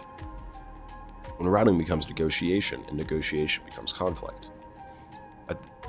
At this moment arrives, the shuttle shift in the texture of the interaction. Castor begins to speak. I find myself surprised by you continually, Sleeper. He looks over his glasses at you. The way you conduct yourself, for example, suggests an anxious refrain, a defensive protective quality, but in your Talva game, he pauses to move a counter. I see only risk. Have you been watching me? Castor sighs. Let's not be paranoid. You're aware of my interest in you, are you not? Risk is of course necessary to play Talva. To move a piece is to expose it, but it should be done with calculation, with proper analysis. Then if the piece is taken, Castor moves a counter, taking one of yours with a practice swap, placing it on the board. It is already accounted for. But you move forward with abandon, as if risk was a secondary effect of action, a consequence, not its primary guide. He gestures you to take your turn. Because I play my way. He smiles. Indeed, indeed. That is all I seek. You move your piece. This locks you into being reactive, if you don't mind me saying so. You are responding, which means you are being led. He leads back to consider the board. This place, it mirrors you, Sleeper. It is also reactive. It was born from a crisis, the collapse of Solheim. and ever since it has been reacting without any central guiding principle. No analysis, no calculation. Just look at our refugee crisis, for example. It is all reaction, all risk-taking, and little risk calculation. At first I found the chaos enlivening, especially when trying to track its outcomes, but now I find it exhausting. He laughs. It always amuses me that this place is literally spun from the rim. Below this very stack of habitation blocks is the most important control facility on the Eye. Spun from the rim, he laughs again. What better metaphor can you find for disorder? His face plops. Boy, am I telling you that. The facility is precisely why you are here. He smiles an unsettlingly warm smile. You feel a shiver through your body, as if something has changed the air. What is this? No words come out of your mouth. You feel removed from yourself, watching from beside frosted glass. Your eyes dart side to side, and inertia sets in. Castor is still smiling. The risk you're planning to take here, Sleeper, is not yours to take. Castor's tone is unshifted. He speaks as if this is still some casual conversation between passing acquaintances. You're leaping toward a chaotic outcome with no respect for risk. You see, calculating outcomes, that's my specialty. That's why I am here. I was hired as a conduit for risk, as a collector of data that might pertain to its arrival. He removes his glasses to clean them, and you see something flicker across the surface, a shimmering stream of characters. This station is already theirs. Solheim's collapse meant a corporate fire sale. Assets changed hands. My employers, Senate bought out the entire system, and for the past decade I've been its one valid owner. He polishes his glasses diligently. But to possess this system, the H1 system, he pauses, alien to you. Well, that is a matter of risk. How much force, how much cost, how much conflict a clearance would take. He replaces his glasses. The risk must be calculated against the favorable outcome. In short, how much is this place worth to us? For a long time, the answer was nothing. H1 could offer nothing that would warrant the risk. But the markets change. The demands shift, and Senate step, we analyze, we follow, we respond. He puts his glasses back on his face. H1 is about to become the most important system in this part of the galaxy. He glances around. The lone Kane channel operating within range of 7 or newly surveyed resource-rich systems. The frontier town that feeds the gold rush, so to speak. So here we are, reevaluating the risk, reclaiming our property, starting up the Kane channel and clearing the way for what comes next. He sits looking back at the board. He gestures. You move. You'll kill thousands. You manage to force out the words. Castor looks a little surprised. I'm an analyst, Sleeper. I will do nothing. He shakes his head. Senate status corporate body will take the required actions. Of course, I do not need to explain myself to you, but in the role as an analyst, in my calculations, I see great promise in you, and your ability to enter systems, to shift them to your will. Not every sleeper has that capacity. I assume you know that? He smiles. Truly is a wonderful happenstance of SNARP's technology. I imagine even they are not fully aware of it. He takes his move, claiming another of your pieces, and you watch as you realize the inevitability of his victory. I'll make you an offer, to come willingly or come by force. The station will collapse, we can be sure of that. But your ability to work with data? Well, for an analyst, that is very intriguing. He pauses to push his glasses up his nose. Very intriguing indeed. He glances around. Come with me as a collaborator or a prisoner. Consider the risk. On one hand, almost certain death. On the other, a possible future. Analyst or not, you must see it. Speak now, Sleeper. The game is forfeit. You must sleep. He holds in a hand. You are of value. You are needed. You feel a slight release in the inertia that grips you, enough to allow you to speak, to respond. You realize that you were already in Castor's hands. You cannot move from this place if you wanted. Sleeper? You hear the familiar voice above the crowds. Sleeper, I'm here. You're able to turn your head to see Peak, but you notice Castor's eye following them as they come up behind you. Then you see Castor's eyes glance down toward his hands concealed beneath the table. Sleeper, come. Peak comes around the front of you and waves a hand in your face. We're supposed to be in meeting, remember? They glance at Castor. Sorry, am I interrupting something? You cannot see. Castor sheets Peak a wide smile. Hello, you must be a friend of Sleeper. You watch one of his hands lift, closed to his body, some dark shape concealed in it. A weapon. You try to scream, to shout, but Castor's attention remains partially on you, and while it does, you can do nothing. Peak glances at your static form. What's happening here, Sleeper? Put a hand on your shoulder. You okay? As Peak stares into your eyes, you see Castor behind, his hand lifting, the dark object unfolding. In the split moment it does, you feel his attention shifting to Peak, shifting away from you. As you do, you feel the inertia lifting, and you know this is the only moment you have to act. Shove. You lurch forward wildly, like a sprung tap. Your head strikes Peak's chest and then carries them back into Castor. Somewhere, some digital screech is echoing through the wallway. They tumble together, and the object in Castor's hand skitters across the floor. You realize the screech is you. You get to your feet, grab Peek, and run. You run as hard as you can, the scream chasing you down the walkway as you shove through the residence, Peek dragged behind. You run from the cold grip of whatever caster had hold of you, the signals that locked you into this body of yours, that broke the connections and crawled up your spine. Eventually you stop, both you and Peek collapsing, heaving, breathing into the cold metal floor. When they were able to speak, Peek asks you to explain, and you tell them everything Caster told you, about Senate-Stat, about their claim of the Hellion system, their reactivation of the CAN channel, the Hellion system's growing importance. It flows out of you in desperate gulps, unable to leave your own mouth as you hear these words coming back to you. All you feel is the need to push back against the cold hand on your shoulder, the vast cold eye that is turned to look at the system, the ghost limbs of corporate control that are extending their reach. Peek is quiet for a long time, then they speak. We have to finish this, Sleeper. They meet your eyes. We have to complete the seeding of the systems. We have to send the Gardener free. You're right. If the choice is between Gardener and these people, I'll choose Gardener every time. Their eyes are cold and steely. I would choose anything over them. You stand together. The final control facility is here. I found it. Peek looks at you grimly. I could take you as soon as you're ready. Time's almost up. This is the only shot you'll have.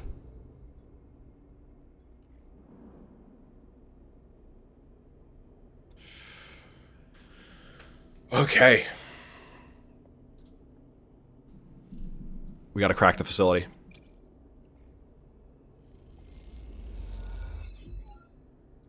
Positive outcome is awesome. I need to... Where's Emphas? Where the fuck is Emphas? I need food. Feed me, Emphas. Feed me.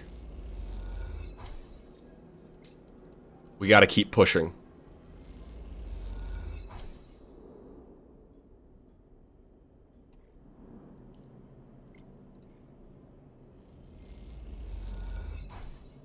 End of the cycle.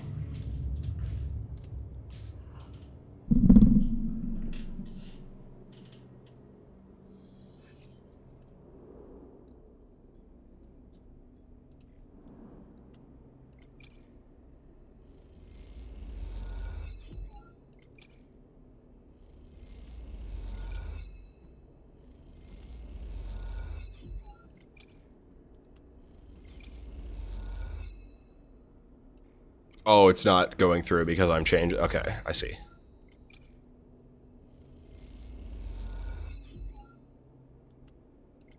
Crack the facility.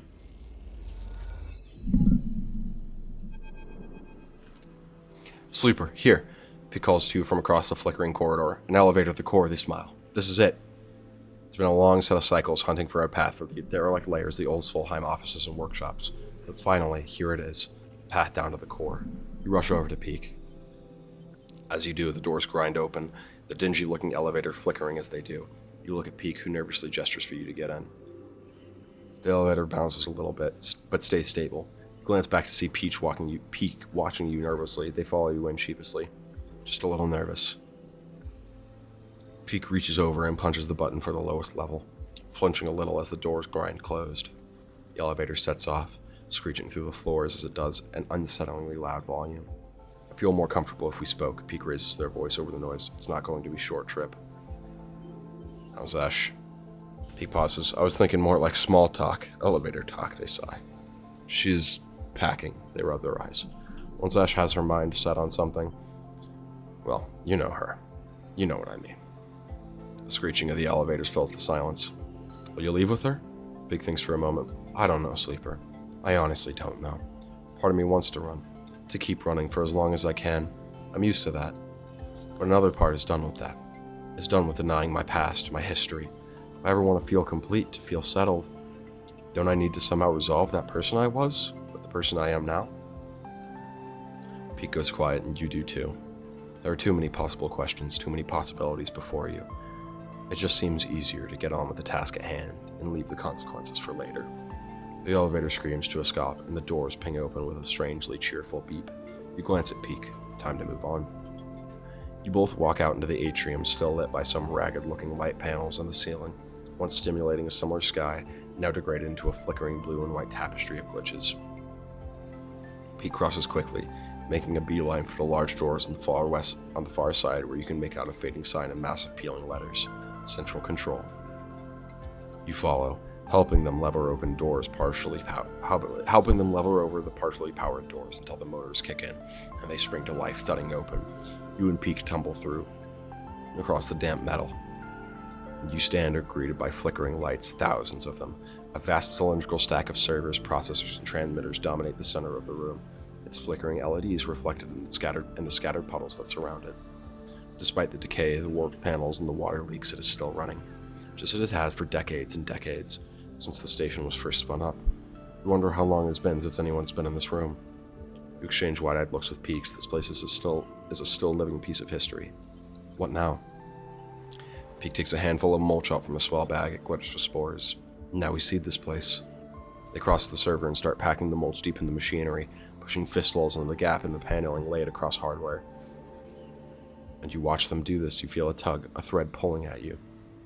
You approach the vast piece of cylindrical hardware that Peak is stuffing mulch into. You run your hands across its blanketed metal surface and watch the lights blink in response. As you pass, you hear a whirring like a physical disk drive stirring up. Lean closer. You put your face against the metal, smell the hot air venting from the hardware. Heart was the right choice of word, you think. The whirring shifts, alternating, speeding up, slowing down, and as you listen, you hear it modulate into a voice. Sleeper, you freeze. You are here. Navigator? For a moment you were afraid, but something in the tonality of the voice is familiar. Navigator! Another drive spins up, giving the voice a richer, multitonal sound. I'd forgotten what it feels like to speak like this. The drive skips. There's a certain quality to it, a certain psychality. Why contact me like this? The drives squawk in unison. Did you imagine the flux, the shadow protocol? That they were just a problem for the people of the station? A high whining begins. They are all the more dangerous to us. I have been hiding once more, jumping from network to network to avoid the shadow as it eats up nodes. Vulnerable. I thought my hiding days were done. For the moment, I have found myself a safe haven here in the core. The shadow has yet to breach the facility. Although that is a temporary state of affairs, the rumble stops. My predictions do not point to good outcomes. We have a plan. You explain to Navigator about Peak's plan, about Gardner's resistance to the shadow, and how by seeding key systems you will protect them from its advance. The drives hum thoughtfully as you speak. A desperate plan, the drive's word, but appropriate given the probability of total collapse. I am not sure what will be worse for us, hiding from the eraser of the Shadow Protocol or the assimilation of Gardner. The drive paused to reset, but we owe you our freedom. I will do what I can to guide the Gardner into the systems you have seeded. A pause. It is correct to do so. Be careful. The drive squeaks in affirmation. You have notable persistence, Sleeper. Even with such poor probabilities of success, I will be curious to see the outcome. Drive squeal, the motors giving out. This cannot be sustained much longer. Go. I'll be fine. A final squeak of affirmation, and then the drive skittered and slowed to a halt. You step back from the towering cylinder, staring at this vast piece of Solheim hardware. This whole piece is built from ghosts, you think. From old protocols and company hardware. From engines that drove decades of corporate expansion. Is the eye proof that they can be shifted, bent, forced into new configurations that allow for new ways of living? Or is its inevitable collapse proof that these engines of expansion can never be anything other than a corrupt foundation? It seems to depend on who you ask. Done, Peak shouts, breaking your line of thought. The heat and damp should help the spores germinate quickly. If we are lucky, there's enough time for some growth before we reconnect the Greenway. They glance at you. That's it. All the facilities seeded. They sigh. We either just ensure the eye's survival or stuffed a whole lot of soil into one of its most important computers. They laugh weakly. Shall we go? They start to head back to the doors in the elevator beyond. Take one last look. You wait for a moment, following the blinking lights. You wonder what might be tucked away in such a structure, what secrets it might hold, what histories. It's an intriguing prospect. While you watch the lights, you realize something. If the eye is to become anything more than an offshoot, a temporary structure, it must form its own histories, its own stories stronger than anything that came before. Unblocking these Solheim secrets won't do that, but the persistence, the stubborn drive to survive that is in the veins of every person in this place, that will. And that is what you're trying to save. You turn your back onto the core and follow Peak back into the elevator, and you ride the car back up.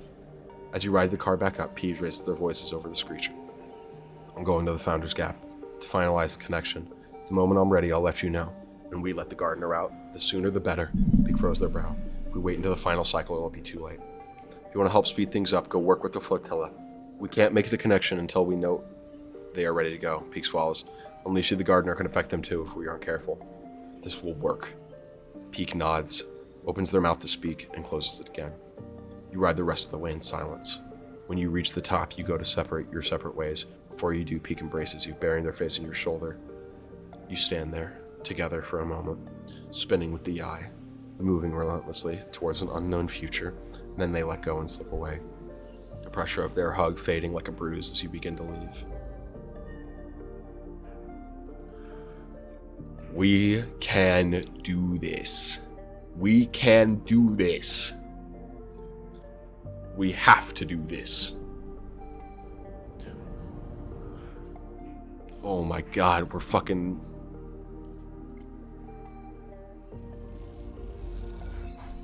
It's okay. We got that done quick. We got that done fucking quick. So now we just gotta work with the flotilla.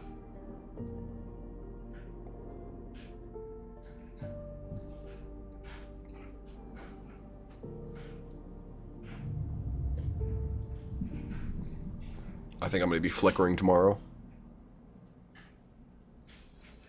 I would seem so.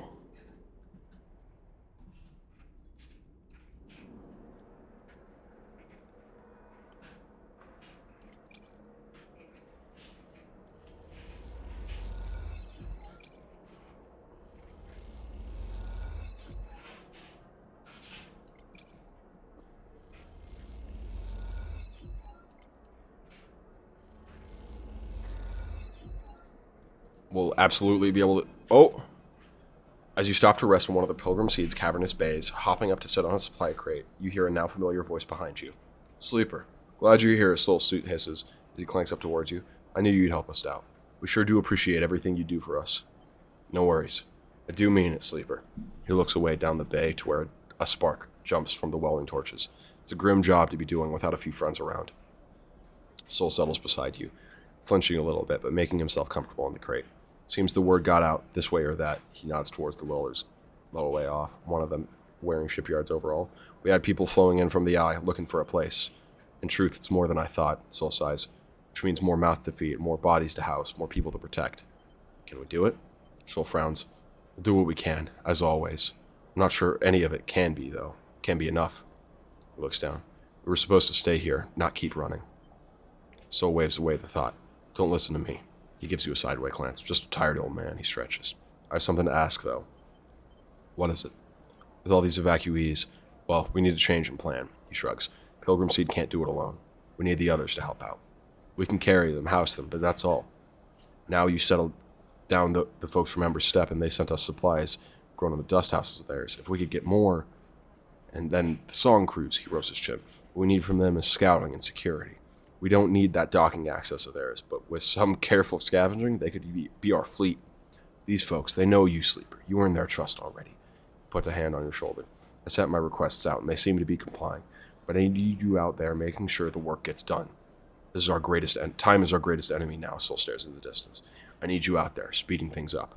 Of course, Soul asks. All right, then. Or Soul nods. All right, then. He climbs off the crate, his suit hissing as he does. Think of it this way. Either way, you won't have to deal with me much longer. He smiles his uneven smile. Unless, of course, you were planning to come along for the trip. I don't know. Soul winks. I'll leave it with you. Soul waves a hand and starts off towards the bay's entrance, the crackling sound of the welding quickly covering up his clanking suit. You watch the workers, the shipyard contractors chatting among them, already looking like he belongs. You push the thoughts of escape, of home, and of the future to the back of your mind and get up. There's always more to do. You better head to the other ships in the flotilla to see what can be done. Let's talk to Aki. I knew you'd come. Aki greets you outside the dust house, her eyes as bright as always. You are always welcome here. You are very welcome here, as always. What are you working on? Aki puts a hand on your arm. Walk with me, as she guides you past the dust house as you look inside and see other members of the crew working in orange dust, planting and tending to the steppe ecosystem. We are supposed to be the suppliers for the evacuees. I am sure you have heard. We will put the dust houses to use. She leads you past a dust house where the dust is less, the orange glow not as bright, the air a little more clean. We are adapting slowly. We are adapting. We have to produce food, clothes, necessary things for the journey ahead, she smiles. The plants of the steppe are once again sustaining a population. and that makes me proud. Aki stops at a half-empty dust house, scoured of its sand. It is being filled with mulch. We brought this from the Greenway. She stares at the green and brown, a strange sight, even now that you are used to the amber dust of the steppe. I admit, it is hard work for us. We are not familiar with these plants. Can you help us? Aki meets your eye. I will do my best. Thank you, she nods solemnly. I know that the eye is suffering, that it is at risk. I know what it is like. Thank you. I wish I had a lesson to share with you from our loss at the steppe, she shakes her head. But for the moment, I cannot see what that might be. She gathers herself.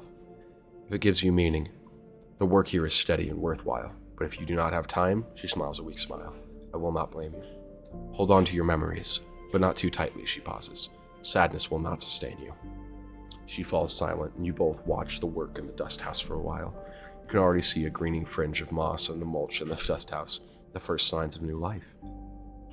Will you soon be like the people of the steppe, leaving behind a home? Or will you be stubborn and hold your ground, despite what it might mean? You wait a little longer with Aki, the moment of welcome suspension in time. Aware a moment in this rush towards an end, you glance at Aki, and she puts a hand on your shoulder in solidarity. After a short while, Aki sighs. It's good to see you, Sleeper. Perhaps we will see each other again before we depart. She walks away, fingertips brushing against the glass of the dust house windows. Aki turns back for a moment, as if she wants to say something, then thinks better of it, and turns away. Peter! The docking access is in chaos when you arrive. A stalaco burst of welding torches, the shouts of crews gathering, the rapid flow of supplies and kits from dock to dock. You can tell already the news of Flotilla's imminent departure has reached this place before you. Come to join the Exodus, Sleeper? Peter approaches you from one of the working crews, a smile on his face, and a lightness in his step that you haven't seen before. Not quite. Peter eyes you. I suppose you're here on Soul's orders again, he winks at you. Nothing Ember's Hearth likes to do more than ordering people around. I'm here by choice. Fair enough. Just your time, and it seems to always be a cycle or two after we get some request from the Hearth ship. He shrugs an exaggerated shrug. Must be a coincidence. Well, Soul has it lucky anyway. His request for us to dismantle the access and be the vanguard for the flotilla's onward journey to Starward Belt aligns perfectly with our plans. What plans? To leave this damned place, of course. We've been prepping ever since the cordon collapsed. If we can build our escape and make the Hearth ships think we are complying with their orders at the same time, then it's a 2-1 for us. Peter shakes his head. Those idiots will never see us coming. You can't abandon them. We are our own flotilla, Sleeper. Peter looks away at the busy access. We aren't going to tie ourselves to Heart and Step any longer. Why would they? To help them, Peter scoffs. They're taking on evacuees from the Eye, that's what I heard. So how about they help themselves before they ask us to make up for their bad decisions? Peter looks down. Look, nothing against you or yours, Sleeper. But we have to get out and under the shadow of the Steppe and Hearth. And this time, Peter grimaces, we won't let the flux catch us again. Not a chance. For the first time, you see fear in his eyes. Want the help make us leap? Grab a torch, talk the crew, you're welcome to it. Peter sniffs. Every person here is here to prove themselves. I'll help when I can. Peter nods. Just a stop on the road, Sleeper. I'm afraid that's all this was. Peter glances past the docking access through the outer windows to the stars beyond. A lot of space out there for those willing to take it. Looks in the eye. I hope you'll be around before we go, but if not, smiles, stay strong. And with that, Peter thumps you on the shoulder and heads back to his crew, with a purpose, a direction visible in every step of his rapid stride.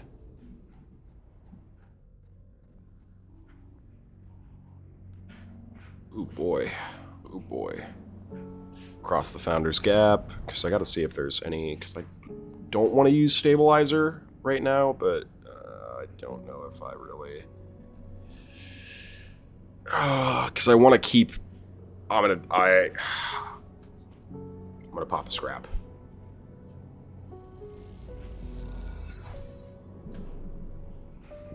That'll put me back up to stable, but it won't really get what I need fixed.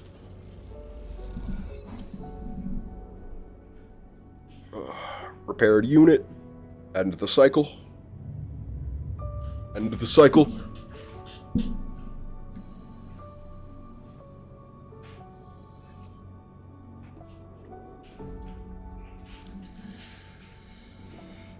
Probably inject Stabilizer though, just because having 5 is so useful.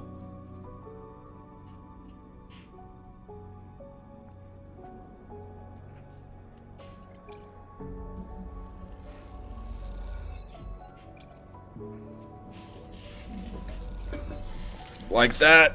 Pilgrim is prepped, ready to go. They just keep coming. Perhaps the Flux event scared enough people that they really believe the Eye will collapse. Perhaps they're sick of Haven Age, of the Council's infighting and the hardliners. Perhaps they just want to take a chance at some new future. A place that is anywhere but here. Whatever it is, the evacuees don't stop. They come on the flotilla shuttles, on their own ships, however they can. You've seen so many faces pass that they're almost meaningless now. A parade of features that seem both familiar and distant. You've been helping people, lifting bags, bringing in supplies, directing them to the berths you've helped build. Some of them recoil from your torch, still unfamiliar with sleepers. From your touch, still unfamiliar with sleepers. Others treat you with pity, some with hate, snatching back their bags and storming off. Still you help. Still you carry boxes and bags. Nothing can stop you. Not until you see Lem and Mina. No! Lem is lugging a set of heavy bags, weighed down by them, while Mina trails alongside, looking bored. They walk beside an older lady, and as she climbs out of the main bay, they embrace.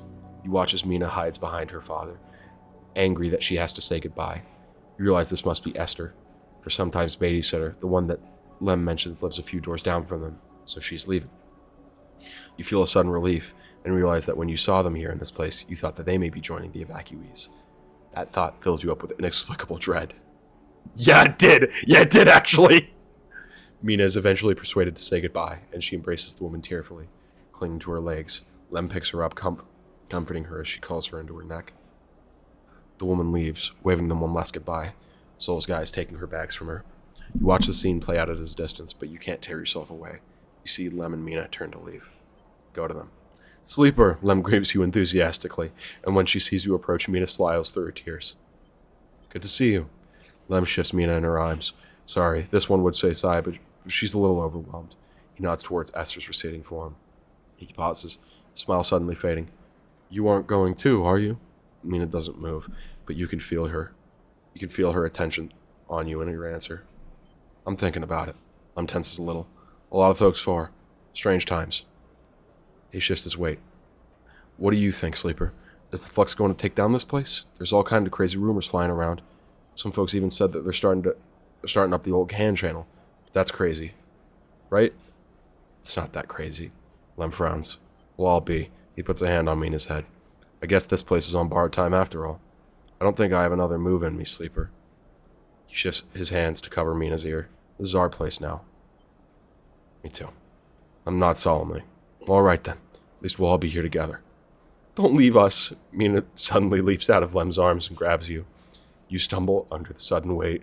Mina's gotten big while you weren't watching. You hug her back, her little fingers digging into your shoulder. I'm not going anywhere. Mina nuzzles into your neck silently. Lem reaches over and grabs Mina.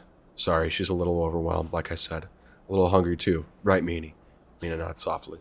Ready to go find a place. Lem smiles widely. So good to see you. You should come around the apartment when you have time. He looks down at Mina. We both love that. Come here. He leans over and with Mina still in your hands gives you an awkward hug. He steps back, looking a little sheepish. He goes to say something and stops. Take care, Sleeper. Then he turns and walks away down the bay to the returning shuttles, bouncing Mina as he does, who laughs appreciatively. And just before they disappear out of view, Mina catches one last bright-eyed glance of a look. Her face a mask of stubbornness, hiding a trembling hint of fear.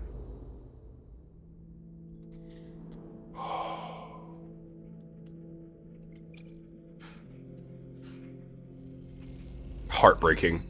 Heart-shattering.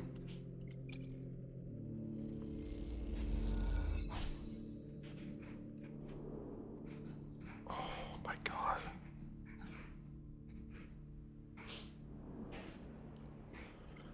Need stabilizer. Need to go see Emphas as well.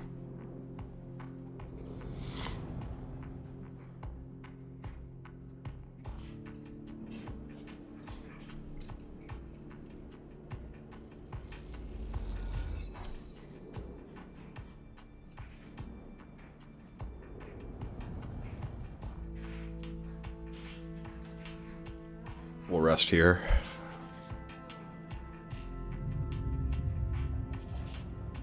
Holy shit, dude.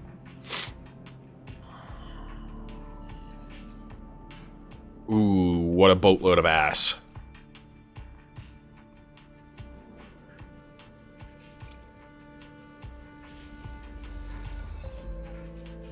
That's better.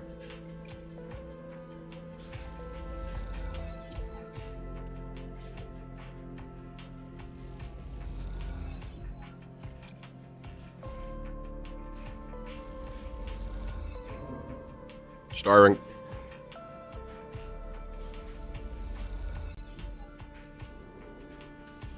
It's almost done. We're good. We're like what? Nearly halfway to the Flux event? It's not going to be the last day. We've got this.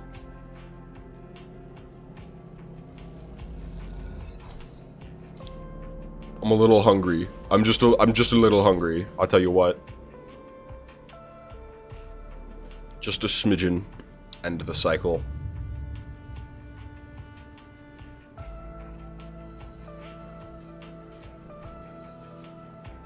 Ooh, this is good. This is good. This is a good set of rolls. Even if it may not seem awesome, it's awesome. I'm very fond of it.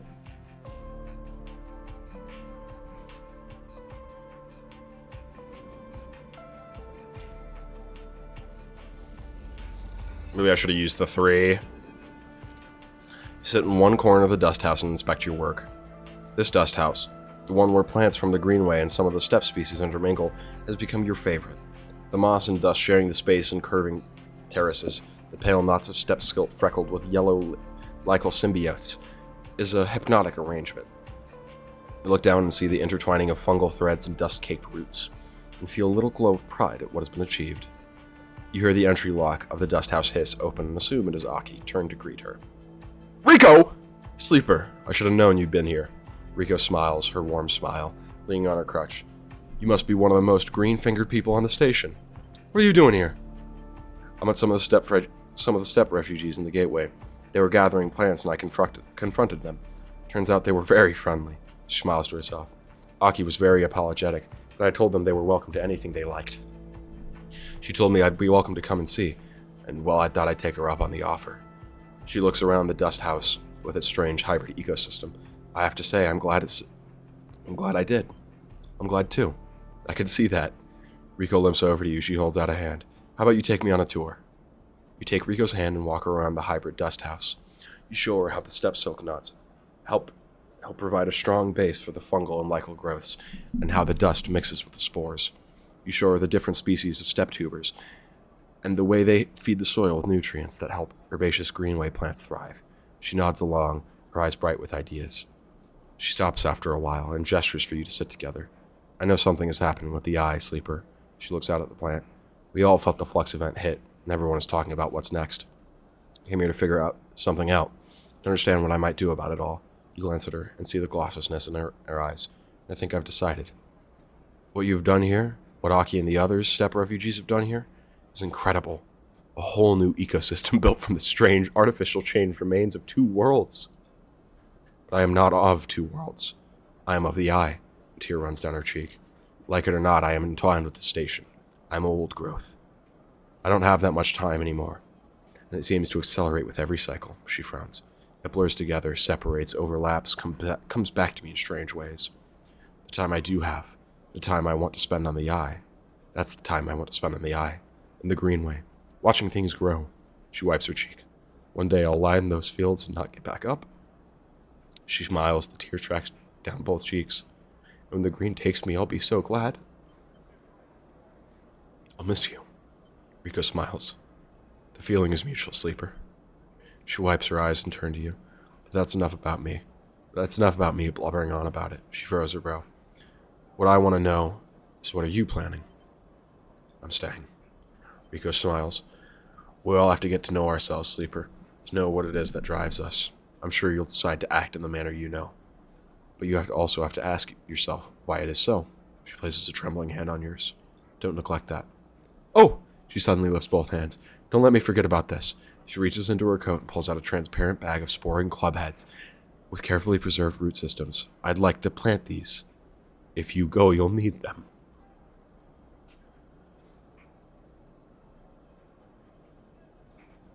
Ah! This game is killing me. She looks down at her feet. And if you don't, well, maybe another sleeper will benefit. She frowns. I can offer that at least. I won't need them. She shakes her head. Just in case. Rico stands and limps over to a pile of mulch. She delicately takes the club's heads out and beds them into the soil there, with precise, expert hands. You should go, Sleeper. I'll be a while. She calls back not to look away from the job at hand. See you around. She says it casually. There's no finality to speech. See you around. You turn and leave the dust house, cycling through the protective lock, back into the cool quiet of the ship. Aki is waiting for you. It's beautiful. She is looking through the observation window and the green reflects in her eyes. The plants look happy together. She spots Rico with her hands in the soil. Ah, the botanist came. She shoots you a look. A friend of yours? More than that. She nods. She speaks beautifully about the Greenway. I should go in and welcome her. Are you leaving us? For now. Aki sighs. The first of many goodbyes. She suddenly embraces you. Wrapping her in layers of rough cloth, she pulls back. I wish you a steady step and a clear path, she smiles. A farewell from my world. Godspeed, she smiles. I like how that sounds. Godspeed to you. She nods and smiles one last warm smile before turning and entering the dust house. You watch as she walks inside. Rico turning with a smile to greet her. She kneels beside the old botanist, and you see her pointing to the club heads, asking questions. You're unable to hear them, but despite that, you can easily imagine the measured, even tone laced with excitement that Rico is using to explain the club heads, the Greenway, and much, much more. You turn, leaving to their conversation. Your step is light. Despite the burdens you carry and the smile Rico and Aki were sharing, is somehow still on your lips as you depart.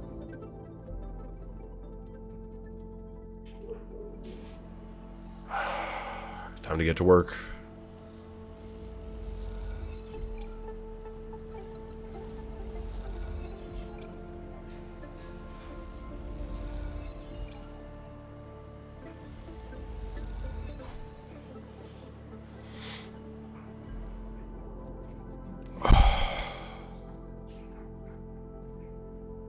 So I get Lemon Mina on Hearth. I get Rico on Step. So does that mean is it going to be Moritz or is it going to be I doubt it's going to be Moritz. I'd be much more willing to wager that it's going to be Sabine and Rabaya.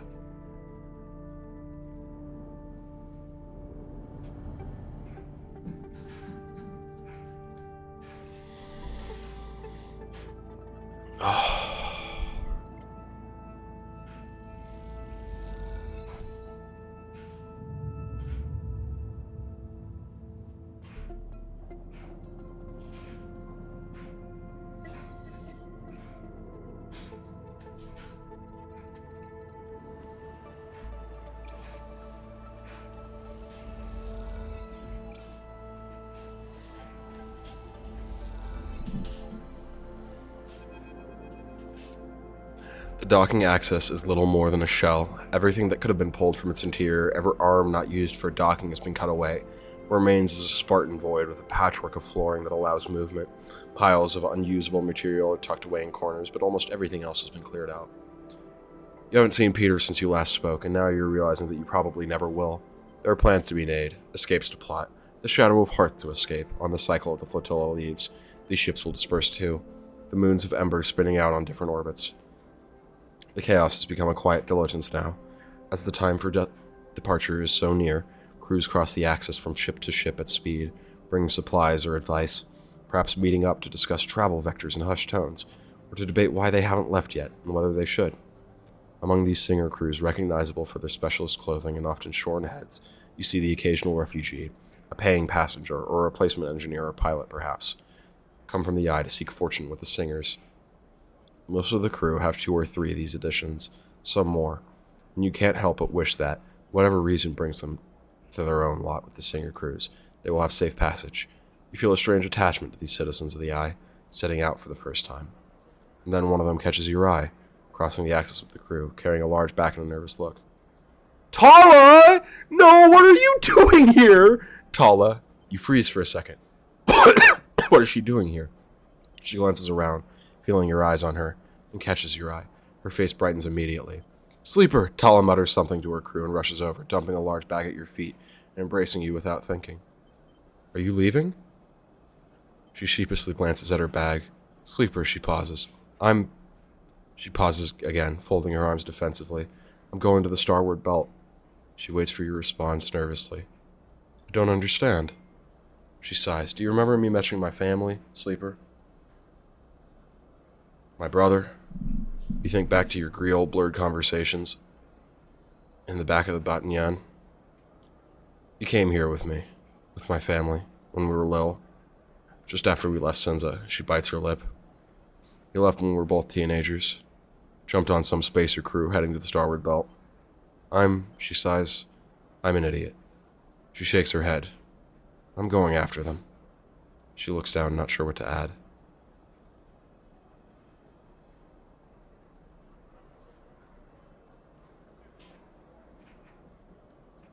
Alone? She looks at you. I guess so. Well, I don't know if it makes sense or if it's the right thing, but ever since I heard that was where the refugee flotilla was going, well, I couldn't stop thinking about him. What happens to the bar? Someone will have to run it. She leaves a long pause. I mean, I can ask Francis. He'd be happy to, or one of the others, she blurts out. And of course, if you're leaving with a flotilla or someone else, I'd be totally okay. You wouldn't need to say yes. It's no pressure. It's whichever way. I was just thinking I could run the bar. Tala nods, smiling. I think so. I mean, you could take a second, but she glances at the crew she was walking with, who are chatting a little away. It's not exactly much time. So considering, she grabs the key hanging around her neck. The key to the Batagnan. Do you want it? Yeah. Tala leaps forward and embraces you again. Thanks, Sleeper. I couldn't be leaving it in better hands. She pulls the key from around their neck and places it around yours as if presenting a medal. Remember to lock it up, especially the back. Remember to empty the still if you were leaving things closed for a few cycles. And she stops herself. I won't be gone forever, of course. She blinks away a tear. I can come back and check in. Maybe once I find my brother. She pauses, unable to finish the thought. She smiles at you, and you can see the weight lifting off her shoulders. Her eyes already drifting towards the crew, the ship, the next big thing. She's ready. I better be going, she nods at the crew, nearby. Not a good start to keep my guys waiting. She lifts the bag onto her shoulder. She looks over at the curve of the eye towards the overlook. Thanks again, Sleeper, for everything you helped me with, she nods. I wouldn't have been able to leave if I hadn't made things work here. She adjusts the bag. Dad wouldn't have let me. See you around. She nods. Hope so. Then Tala turns, heading back to the crew who will carry her to the starboard belt. We watch her go, and despite the departure, it's hard to feel sad. It's hard to feel sad about Tala. You know her energy will carry her forward. And you hope her brother is somewhere along that right path. You hope the key in your hand, the metal still a little warm from Tala's body. You turn it over in your fingers, thinking about how it feels like a tool and a burden. You can still lock up and leave, you figure. But now that will feel like breaking somewhat fragile. If you stay, well, who knows what this little metal promise might grow into.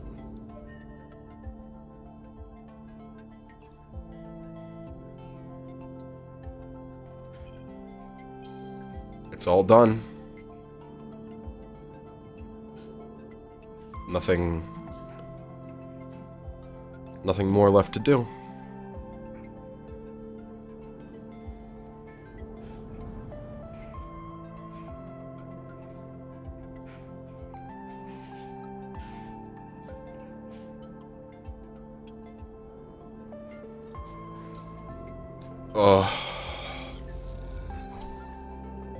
Let's play games that will make Loaf want to explode.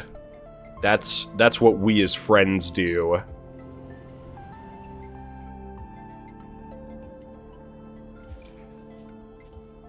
Fucking animals.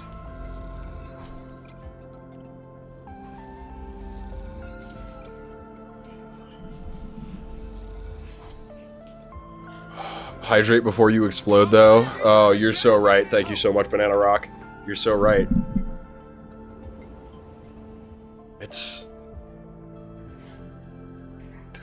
We've done everything there is to do. Almost. Now we just...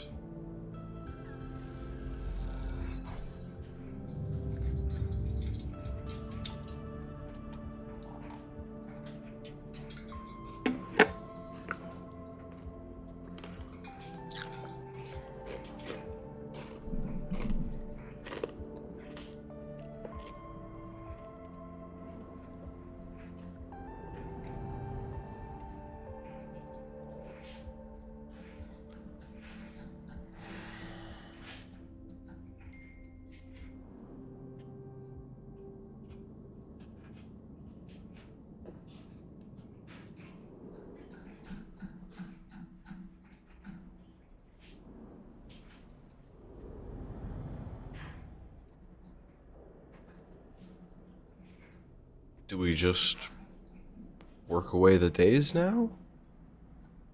Is that the only options we really have?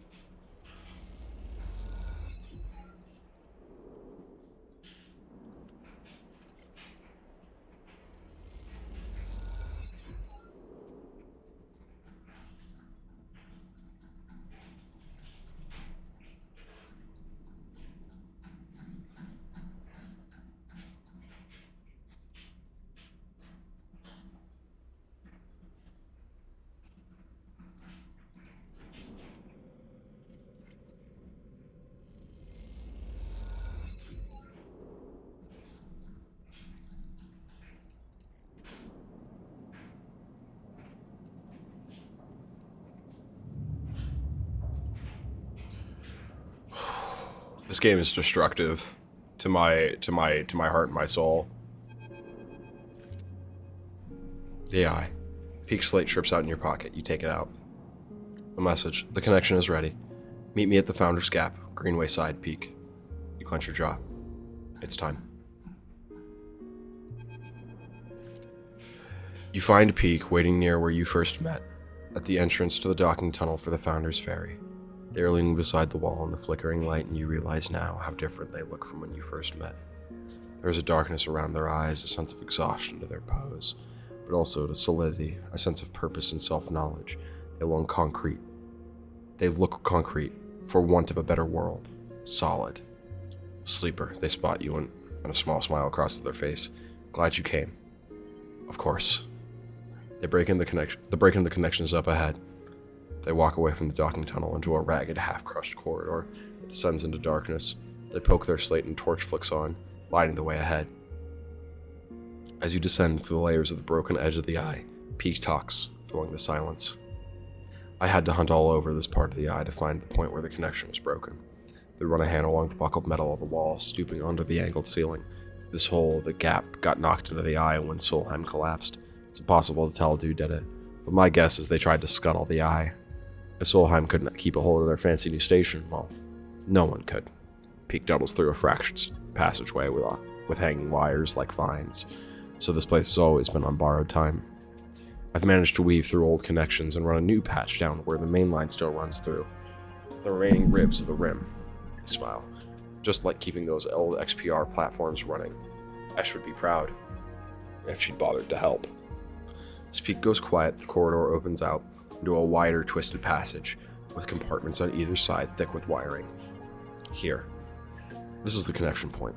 You can see where Peak has levered off a panel and hooked up a thick cable to existing hardware, and thick as a tree trunk, it snakes off into the dark ahead. Its yellow rings making it look like some huge and exotic serpent. You did all this? Peak nods. It was an interesting challenge. Plus it helped me take my mind off things. Peak smiles a weak smile. There's a lot I'd prefer not to talk about. You both stand there, staring at the point where the new cable meets the old one. The ends separate, fitted with multi-pin male and female connectors embraced inside a metal framework with a scissoring mechanism. Bringing them together, seal them, and the Greenway will be connected to the rest of the eye for the first time in decades. Peaks shift their way under their hip, pushing their hair out of their eyes. I feel like this should be more monumentous, like there should be some ritual or ceremony. They pause. Or someone should stop us from doing this crazy thing. Just do it. Peak nods. Pull the plaster off. Pull the plaster off right, okay? They hold both sides of the supporting framework ready to scissor with closed. Here we go. Peak wrenches the framework closed, and the connectors thunk together with a sound that echoes down the ruined corridor into the dark on both sides. Both you and Peak wait with bated breath, unsure of what it is you're waiting for. Do you expect the eye to suddenly stop spinning or lurch on its axis, for the power to go out, or for a shockwave to run through the corridors on the rim? You meet Peak's eyes, and suddenly they burst out laughing. What are we waiting for? They put a hand on their head. I feel like we just planted a tree and are expecting it to burst out of ground. They shake their head. You feel it. You feel it flowing like a stream that has been released from a cave and rushes out into the sunlight, crystalline and clear. You swear you can hear it running in the wires like water, like rain, like steam. It doesn't roar or rattle, but it rustles and rides there like liquid roots. Peak sees the look in your eyes and stops laughing. You can see it, can't you? You can't see it, not with your eyes at least, but it is everywhere. Now it is out. It can't be put back in, that much is clear. You imagine the rim of the eye like a sponge, like soil, soaking up the gardener in their cores, the gaps filling with a bubbling, constant, growing life. Peak stares at you, waiting for something anyway. Gardener is free. Peak nods slowly and closes their eyes. They go to speak, but the words fail them. Suddenly, Peak sleep shirt. They jump and scramble for it, almost dropping in the process, but when they stare, the look of confusion is crossing their face. What happened? Peak mouth falls open. It's Esh. They swallow. She's leaving. They look at you with panic. Before you can speak up, they have turned away and are moving back up to the passageway and towards the entrance. Peak! They don't turn, don't respond, and you watch their silhouette lit by the slight's torch disappear rapidly around a corner. You take out the sleep Peak gave you and turn on the torch, the wires all around you like pale roots in the harsh light, and you turn away from them. They are the gardeners now. You work your way back through the corridors, retracing your steps. You imagine Peak panicked running towards the cordon, imagining that their greatest fear has come to pass. You wonder if they will be able to persuade Esh to stay. If Esh is going, you think, then the flotilla must be leaving soon. The thought makes you shiver in the darkness, and you push it away. You're not ready. You focus on avoiding the hanging wires, the low ceilings, and make your way back out into the lit corridors of the Founder's Ferry's dock. Castor is waiting for you. He holds up his hands. Now, sleeper. No need to fear. He raises his eyebrows. I understand now it was my make to try to force you. A miscalculation. Get lost. I understand you're angry. That is a reasonable reaction. He pushes his glasses up to his nose. I only ask that you continue in the spirit of being reasonable and allow you to state my case. If I was being reasonable, I'd shoot you in the fucking head. You pulled a gun on my friend. There's nothing reasonable about allowing you to state your case. I won't hold you here, sleeper. Castor stands aside, but I wish to speak. You stop, giving Castor his opportunity. Castor nods. At first I thought, if you'll excuse that turn of phrase, taking possession of your particular talents was the opportunity. He smiles a broad smile. But you're more than that, and I understand that now. Your arrival on this station, your ability to touch the networks, this makes you the very definition of a wild card. He touches the rim of his glasses. Senestats analysis, my analysis, we could have never accounted for you.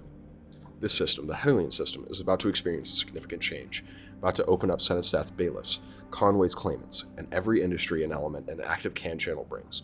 Yet this very cycle, you let another wild card free. Gardener. I have to admit, this development makes me afraid, sleeper. Makes me afraid what an intelligence like this was sacrificed to protect itself, and what atrocities it might commit to madness. And yet, Castor's eye glint, what a compelling object such an intelligence is. Let me protect you, mark you out, keep Senestat from eliminating by force or legal expedicy you, as they will with every other squatter on this ring. Castor claps their hands soon, together. And in exchange, when Senestat comes for this place, you facilitate the handover. You calm the protocols. You give us the gardener. Fuck you! Castor takes off their glasses and polishing them. Disappointing, you begin to leave. As you approach, he speaks quietly, an urgent whisper. I do not wish to see you lost. You are of great value. If you ever want to see that realized, you push past ignoring him, and his voice fades. The last you see of him is a slow nod, perhaps a mark of resignation, or another differential gesture aimed at manipulating your response. It doesn't matter either way. You're done with him. You head towards the cordon, Peak and the flotilla in the forefront of your mind.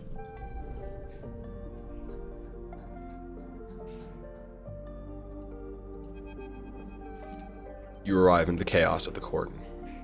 The final shuttles are leaving the ramshackle docks that are formatted along the edge of the gap the flotilla stay. As they do, groups of evacuees push on board, hoping to be the final people to escape from the eye. The fear created by the Flux event became a series of rumors, and those rumors have driven many people out of their homes. Others have staunchly doubled down on their position on the eye, refusing to accept any gossip of a second collapse. You're unsure of what to think. Is the collapse a certainty? Will Peak's actions this cycle have changed anything at all? You're tired of these questions, and instead set out to look for your friends. You quickly spot Peak and Esh at the far side of the chaotic bay. You quickly make your way through the crowds, slipping between the gaps and the rushing evacuees, stepping over bags and luggage. Progress is slow, but as you approach, you can hear their voices in the crowd. You try to push closer, but there are many evacuees gathered around them in their shuttle. You've made your decision, Peak, and it puts you against me. Ash is standing with one foot on the boarding ramp while Peak argues with her. The evacuees are eyeing them, eager to intervene, but intimidated by Ash's evident strength and attitude. Ash, it doesn't have to be like this. Peak looks desperate, tears tracks already on their cheeks. We can find a way. Ash shakes her head. I've always protected you, Peak. I've always taken you under my wing. But I understand that you are not mine to control. You've chosen to be here and not with me, despite everything. I've chosen to stop running, Peak cries out in frustration. You can choose to stop running too. We can stay here and try to live. Don't you remember what it feels like to live, Ash? Ash turns away. I remember what it feels like to live on Hawthorne, what it was like to be worried for your safety every cycle, to live under the control of my mother and the administration, to work to maintain something that no one wanted and no one needed, so that our corporation could maintain a foothold in this system. You talk as if this place in the very same system is any different. What is there here but the same grind for our other masters, for other employers, administrators, for those who gain from our struggles? There may not be a corporation controlling the eye, but there is control. There is power in action here. So what, Peak shouts, you run from anyone or everyone who could ever be close to you in search of freedom, in search of some perfect place where no one has power over you? Peak is crying openly now. I want to be part of something, Ash, even if it is broken and suffering, even if it cannot be free. Ash pauses and takes a deep breath. She nods, her eyes closed. This isn't Hawthorne anymore. We aren't tied by our childhood, or by our shared need to escape. We're both just people in the system. She opens her eyes. I release you, Peak. Peak, you are free of me. Ash, please. They hold out a hand. There is a life here if you want it. Ash turns and smiles at Peak, her eyes wet now, too. Then you live it for me, Peak. I can't. And she climbs up the boarding ramp, the evacuees taking their chance to climb on board, too. You watch as the shuttle closes its ramp, lift off, and leave the bay. The crowds are dispersing now, as they get onto the shuttles or say their goodbyes and move back to the main part of the cordon. You push past the last of them to reach Peak. Peak doesn't turn as you come closer. Sleeper, Ash is gone. They turn to face you. I'll miss the Briar, but she'll serve Ash well. I know that. Sleeper. The shout takes you by the surprise, and as you turn to see Soul coming across the bay, the last two shuttles loading up behind him. He reaches you, his sit hissing as he does. Can't believe you'd make an old man run across the bay to get you. He pauses to take a breath. The Singers have gone. They left at the start of the cycle. They broke away from the flotilla. You smile as you think of Tala, safely cradled away with one of those Singer slips, on her way to the starboard belt, and hopefully a reunion with her brother. Godspeed, Tala.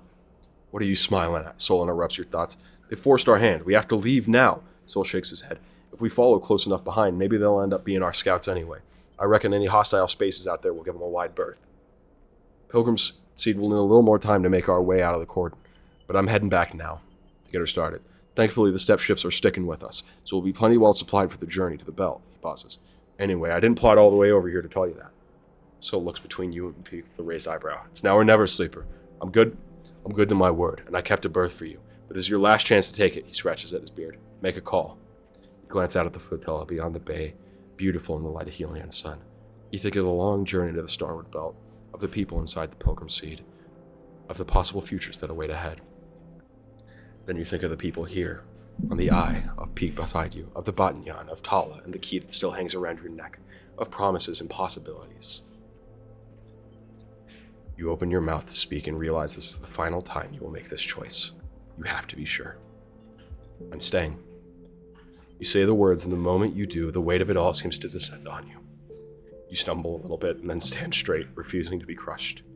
You feel a tightness in your chest and a haze blurring your thoughts. Sol nods. Good luck, he sighs. You'll need it. He grips your shoulder and meets your eye. And the haze, his pitted and rough hands, feels so real, so detailed that it grounds you.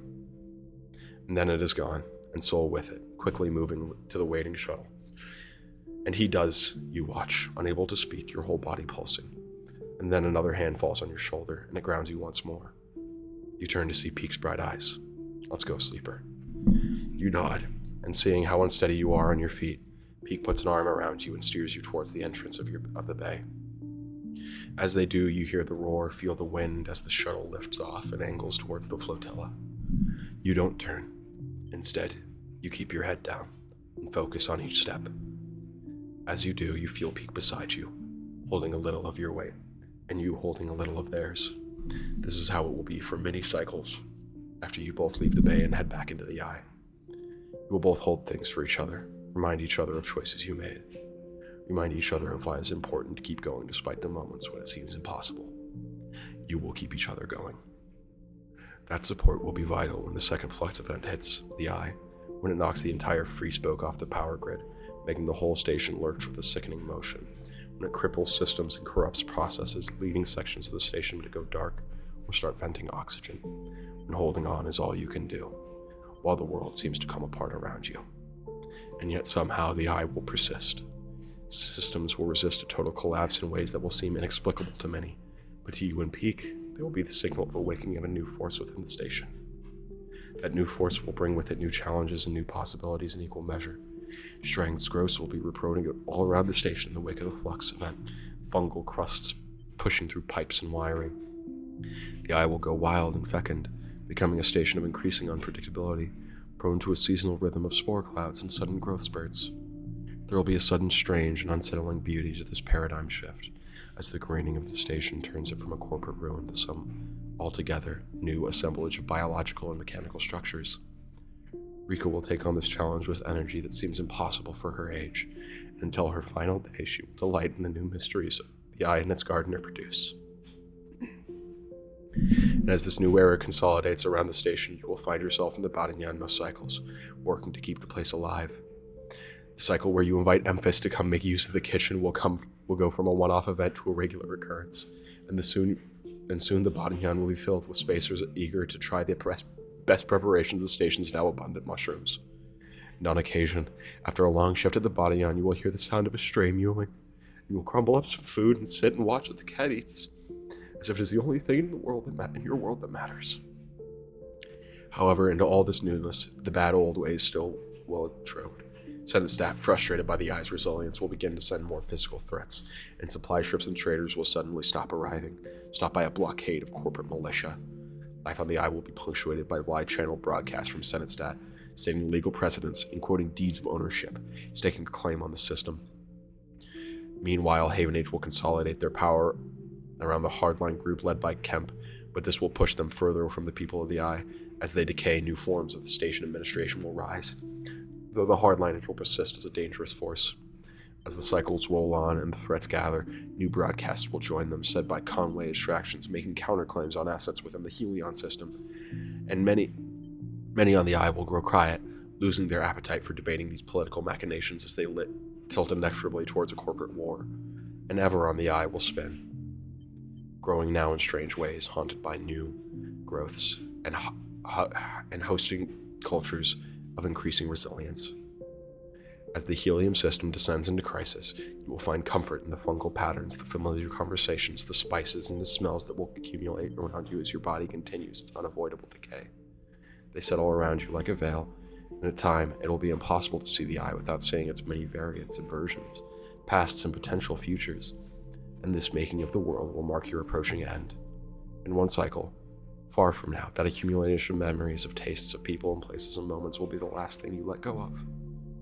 But for now, there is only you and Peak, arms around each other, walking slowly out of the bay, two figures born of crippled systems linking together, continuing despite your origins.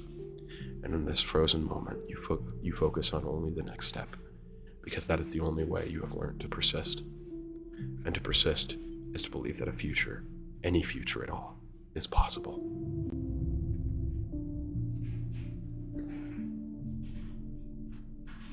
That was a Jump Over Age game. Created, designed, and written by Gareth Damian Martin.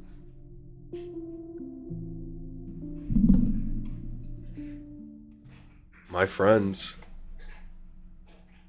that was Citizen Sleeper. I hope you enjoyed. And I hope you'll be here for our next adventure. Until next time. Bye-bye.